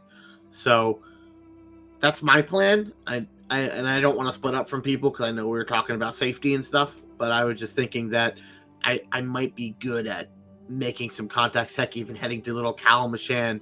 That's definitely the kind of people I know how to blend with and move with. I'll come with you, Corporal. Are you going to be wearing that crazy amount of armor and look like a warrior paladin? Do I have to take it off? I could go. Maybe you could wear a darker cloak. Listen, Amala, you are not very sneaky, and we all know this. I'm sorry. Listen, if we're getting into a fight, I definitely want you by my side. If we're hunting horrible things or praying to gods, that's you. But I need someone who can move, and I would even think, I kind of look to Basha or Vincent.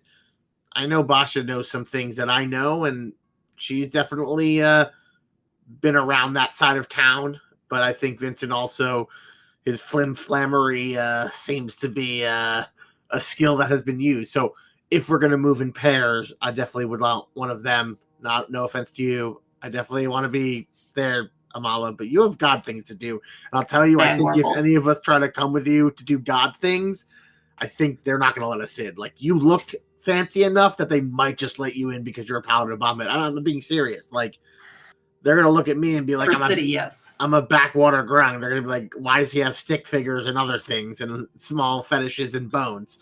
They're just not going to see me the same, even though I worship the spirits in the land. So I'm just saying, yeah. That might be fair. Well, Guarpal, I'll leave it up to you. You know, like you said, my background does involve a lot of the same things and circles that you ran in, so I don't mind hearkening back to my original days in Waterdeep. But if you would rather go with Vincent, his flim-flammery, as you said. I guess Drovar, what's your plan for like tomorrow? Yeah, what are you doing? I'm sorry, I don't mean to interrupt, but you're interrupting my tea time. And by that I mean to drink alcohol. I mean, you could. I'm gonna make my way to the Drowned Pirate if you want to join me. And first round's on me. Let's get over to the pirate and get ourselves rooms. While we're heading over there, I would like to just state. Well, I agree. I probably have the most flim-flammery out of anyone. In fact, flim-flammery is what I specialize in. Besides burning entire villages down. I do not fully trust this Church of Bahamut, and as a result, I wish to make sure that Imala is not harmed, and I would like to roll a deception check. Go ahead, roll a deception check for me, please. 22. 22. Unless anyone is actively trying to determine if he's lying or not, your passive insights tell you that he's being honest. Try to see past him. What do I roll? roll an insight check. I rolled a 7. He's being very genuine. He's being, for the first time, Amala, like he actually seems to care about your well-being, and he wants to make sure you don't get hurt. Odd, but okay, Vincent. If you really want to come with me to the upper city, sure. Just don't start anything. Don't say anything to anyone. Just be there. Pointing out. I will just be there. Just a heads up. There's also only 5 of us, so if we're gonna split up and do things. Well, what I'm thinking is we should, if any pairs are gonna go off, they go off and do their thing. I mean, up here, I look at our erstwhile host, as it were. Is there a place that does jewel crafting? There's a number of places that over in the close marketplace. To here, as opposed to going off elsewhere into the city. In the marketplace. You can actually there's a couple of people who they sell jewelry. Some of them make their own jewelry. You could probably inquire there. All right. So, trip to the a jeweler's to make something, and a trip to the Temple of Lyra. That's what I want to do. And otherwise I'm content to stay close up here, just keeping an eye out for things. Home base around the tavern, and just being here for when you check in. All right. So at this point, you're all kind of like walking and talking at the same time. And you eventually stop in front of a building that is very out of place from most of the buildings you've already seen. This building is 100% circular. Like there's no hard corners to this building. It is kind of round. It is also 3 stories tall. It looks like it's trying to blend in as it's the outside colors of the actual building match the aesthetic of some of the other buildings, which are kind of like browns and blacks and such, but it's round. And you can see that the sign itself, it looks like the picture, you are at the Drowned Pirate. And the picture on the plaque, it doesn't say the Drowned Pirate, but is a picture of an individual's head being held underwater. You can see 2 hands holding a pirate's head. And you can see it's a pirate because he's got a patch over his eye and a tricord hat. And it's just pushing his head into water. How quaint. And your host Aki is like, all right, we're here. Welcome to the Drowned Pirate. And as you walk in, the place is packed. There are at least half a dozen tables. All of the tables are filled. You can see people kind of servers walking back and forth, taking orders, dropping orders. And standing behind the bar is a tall humanoid rabbit, dressed as a pirate with an eye patch. His ears are kind of pulled backwards as he's wearing a tricorn hat. And he is just kind of like cleaning a glass as you walk in. And as he turns and he looks, and he sees all of you, and then he sees Aki, a big smile comes on his face. And he goes, "You dirty little bitch." And he goes, "Hey." And as that introduction happens, that is where we're going to cut it for the evening. As we're ours. So yeah. Yay.